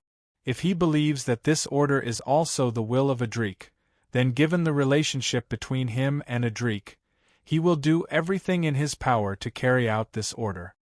After saying that, the two of them suddenly exchanged glances. Sophie smiled and said, You know, I have always complained about that fellow disappearing for some time. Grim has complained about this quite a lot as well. But this time, I am very glad that fellow is not here. Otherwise, I am really worried that he will do something stupid. Just when the two of them seemed to have ended the discussion, someone outside asked to see them. The person who came was the captain of the personal guard beside Grim. Chief of Staff, General Grim asks you to come over immediately. There is an urgent military matter to discuss with you. Although the captain of the personal guard did not say what the urgent military matter was, when Sophie and Junker went over, they both thought that Grim had asked them to come over to discuss the order of the Northern Army. Even on the way, Junker had secretly prepared a speech in his heart. If Grim asked to send out troops, he would definitely fight for it. But in fact, when the two of them arrived at Grim's office in the commander's residence, they immediately noticed the unusual atmosphere. At Grim's office, the personal guards had already been on high alert. The heavily armed guards were on guard. When Junker and Sophie entered, they could clearly see the tension on the faces of the guard. Grim did not meet them in his study. Instead, he chose to meet them in a conference room. Obviously, the corridor outside the conference room had been firmly guarded by the guard. The captain of the personal guard, who led the way, just told the two of them that General Grim was waiting in the conference room. Sophie and Junker looked at each other. Junker's eyes were a little wary. He was a little uneasy about the tense atmosphere. Could it be that Grim had really betrayed them? Was he preparing for a military coup? Taking the opportunity to get rid of the two of them? Sophie, on the other hand, was as calm as ever. She even smiled kindly at the captain of the personal guard who led the way. After a few words of greeting, she asked about Grim's daily life and food for the past 2 days and sighed a few times about Grim's diligence. The conference room was a 2-story suite. When the two of them pushed open the door and walked in, Junker subconsciously tightened his grip on the sword at his waist as he looked at the sealed window. Sophie, on the other hand, calmly walked directly toward a small door inside. After pushing open the door, Sophie immediately saw Grim standing next to the head of the conference room. Grim was not wearing a uniform, just a light warrior's outfit. There were even some sweat stains on his forehead. It seemed that he had just come back from practicing martial arts. What made Sophie's expression change was that Grim was not the only one waiting in the conference room. In the conference room, there was a strong man sitting on a chair with a nervous expression. Even though this person was sitting, it could not hide his tall and sturdy stature. His broad shoulders and majestic body were like a small mountain. Generally speaking, Byzantium people rarely saw such a tall and sturdy man. Even Grim and Junker, who were outstanding among the Byzantium people, were slightly smaller than this man. This man's face was protruding, but his nose was flat and collapsed. This was definitely not the face of a Byzantium person. Only with a little bit of common sense, looking at this kind of stature, this kind of facial features, it would be easy to recognize the origin of this person. Obviously, this big man sitting there is absolutely a standard Odin person. This Odin man was sitting there. His expression was obviously more nervous than Junker. His fists were clenched, and he seemed to be on guard at any time. When Sophie pushed open the door, this man immediately stood up and clenched his fists, as if he was about to attack. Fortunately, Grim immediately went to his side and put his hand on the man's shoulder.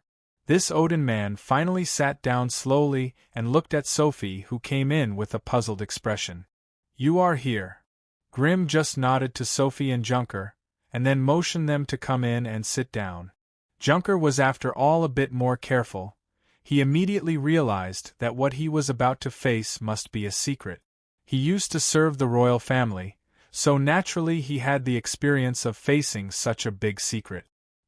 He subconsciously closed the door, and then sat down on a chair near the door. "Let me introduce you. This is General Shea Thunder's Chief of Staff, General Sophie, and the one beside her is General Junker." Grim lightly said, "These two are the leaders of the Northern Army. They are people who can be absolutely trusted." After saying that, Grim glanced at Sophie, hoping to see a bit of doubt or astonishment from this young girl's face, but there was none. Sophie's expression was calm, even the corner of her mouth didn't have the slightest ripple. She calmly sat down and then smiled at Grim. "This young girl is really so calm that it's scary." Grim muttered in his heart and then took a deep breath and pointed to the Odin man. "This, let me explain, his identity is a secret to the Northern Army, and I hope this matter is limited to this room." Grim paused for a bit and then slowly said, "This is Odin Empire's Black Flag Army, General Hastings's bodyguard captain, Lord Hilder." "Black Flag Army? Hastings's bodyguard captain?" Sophie's eyes suddenly lit up, and then she looked at the Odin man with deep meaning, and then a deep and complex smile appeared on her face. She stood up and slightly bowed. "So it's General Hastings's brave warrior, Lord Hilder. It's a pleasure to meet you." The Odin man frowned in confusion, as if he was surprised by Sophie's gender. For the people of the Odin, having a woman in power was really a kind of inconceivable thing. He touched his nose and was somewhat at a loss. According to the etiquette of the Odin people, he should go forward and hug her, but in front of the delicate Sophie, it was clear that this rough man of the Odin Empire was somewhat at a loss of what to do. He could only do the Odin army's etiquette, and beat his chest hard. "Hello, I am Hilder. Please don't call me Lord, we Odin people don't have this custom, please call me Knight Hilder." Sophie nodded, and then looked at Green with a smile. Green coughed and slowly said, "Let me explain, Madam Chief of Staff. In fact, our army and the Black Flag Army have always had some, how do I say it, some dealings. It's just that these matters involve the top secret of the Northern Army, so all along, the people in the Northern Army who know about this matter, including me and General Shea Thunder, don't exceed 5. I believe you can understand." "I understand." Sophie nodded with a smile. "Then, General Green summoned us here to discuss. Presumably, you already believe that Mr. Junker and I are people you can trust. You used your actions to prove your loyalty to the Northern Army." Green's words were very vague, but she believed that the meaning within was clear in everyone's heart. If it wasn't for the Northern Army wholeheartedly thinking, she wouldn't have chased after Green in the middle of the night. "Thank you for your trust, then. Now that I have come, please explain what happened in the end." Sophie still maintained a very dignified bearing. "The matter is like this." Green took a deep breath. "We have always been in contact with the Black Flag Army." Sophie smiled. Of course she was very clear what kind of weight this so-called connection had in the end. As a northern garrison area, conferred by the Empire, they actually had secret contact with the head of an enemy country's elite army occupying their own territory. If this were to spread out, it would definitely set off a fatal political storm. Green already looked at Hildo. "Your Excellency, please repeat what you said to me before to Madam Chief of Staff." Hildo's eyes were still somewhat doubtful. According to Odin's tradition, women should stay at home and reproduce, while men should be in charge of everything, charging at the front. After Odin's tradition, women had always been men's appendages. This was also related to the region of the Odin Empire. The Odin Empire was located in the bitter cold of the north. In order to maintain a livelihood, only strong men could be competent for heavy physical labor, and this caused men to occupy a dominant position in both the family and the country. and seeing that this delicate girl in front of her was actually some chief of staff, to tell the truth, the proud Hildo gave birth to some deep disdain for these Byzantium people in front of her in the depths of her heart. But thinking of the heavy responsibility she bore, as well as the strict orders of the great commander-in-chief in her heart, Hildo still solemnly began to narrate her story. Our Black Flag Army has always been not a subordinate of the 5 great tribes of the Odin Empire, and also not a direct descendant of the imperial family. When Sir Hastings first established the Black Flag Army, at first only the Odin Blackwater tribe responded. The Blackwater tribe contributed 3,000 men from their tribe, becoming the cornerstone of our Black Flag Army's establishment. After more than 10 years of war, the Black Flag Army under the great Commander Hastings' command was invincible. The divine emperor and the nobles of the tribes had no choice but to face us. Within the Odin Empire, the nobles of the tribes bullied, the small tribes could only be annexed or enslaved. The only one who could make decisions for them was Sir Hastings. Right now, within the Black Flag Army, apart from the Blackwater tribe, there are also the Whitewater tribe, the Mowlin tribe, and the Hash tribe. A total of 13 tribes have already secretly pledged loyalty to Sir Hastings. We are no longer willing to be oppressed and enslaved by the 5 great tribes. We are willing to unite at Sir Hastings' side and pledge our loyalty to Sir. Within the Black Flag Army, the 13 tribes already occupy more than half of the entire army. We have already secretly pledged our loyalty to Sir, therefore. At this point, Sophie suddenly interrupted Hildo's narration. May I ask, sir, where did you come from? I am a man from the Blackwater tribe. My tribe prospered at the Blackwater River within the Odin Empire, but, a few years ago, my tribe's territory had already been annexed by one of the 5 great tribes, the Bashak tribe. My tribe has also become a subsidiary of the Bashak tribe. Yes, it is the tribe of the Scarlet Snow Army's Manninger. Therefore, it can be said that within the Odin Empire, my Blackwater tribe and Manninger are mortal enemies. Your army has defeated the Scarlet Snow Army and killed Manninger. Regarding this, I personally feel deep admiration and gratitude. To be continued. If you like this work, you are welcome to come to Chidien. Come to vote for me. Your support is my greatest motivation. You're tuning in to the Phoenix Knights YouTube channel. Don't forget to subscribe and join us on this journey to catch the most captivating stories.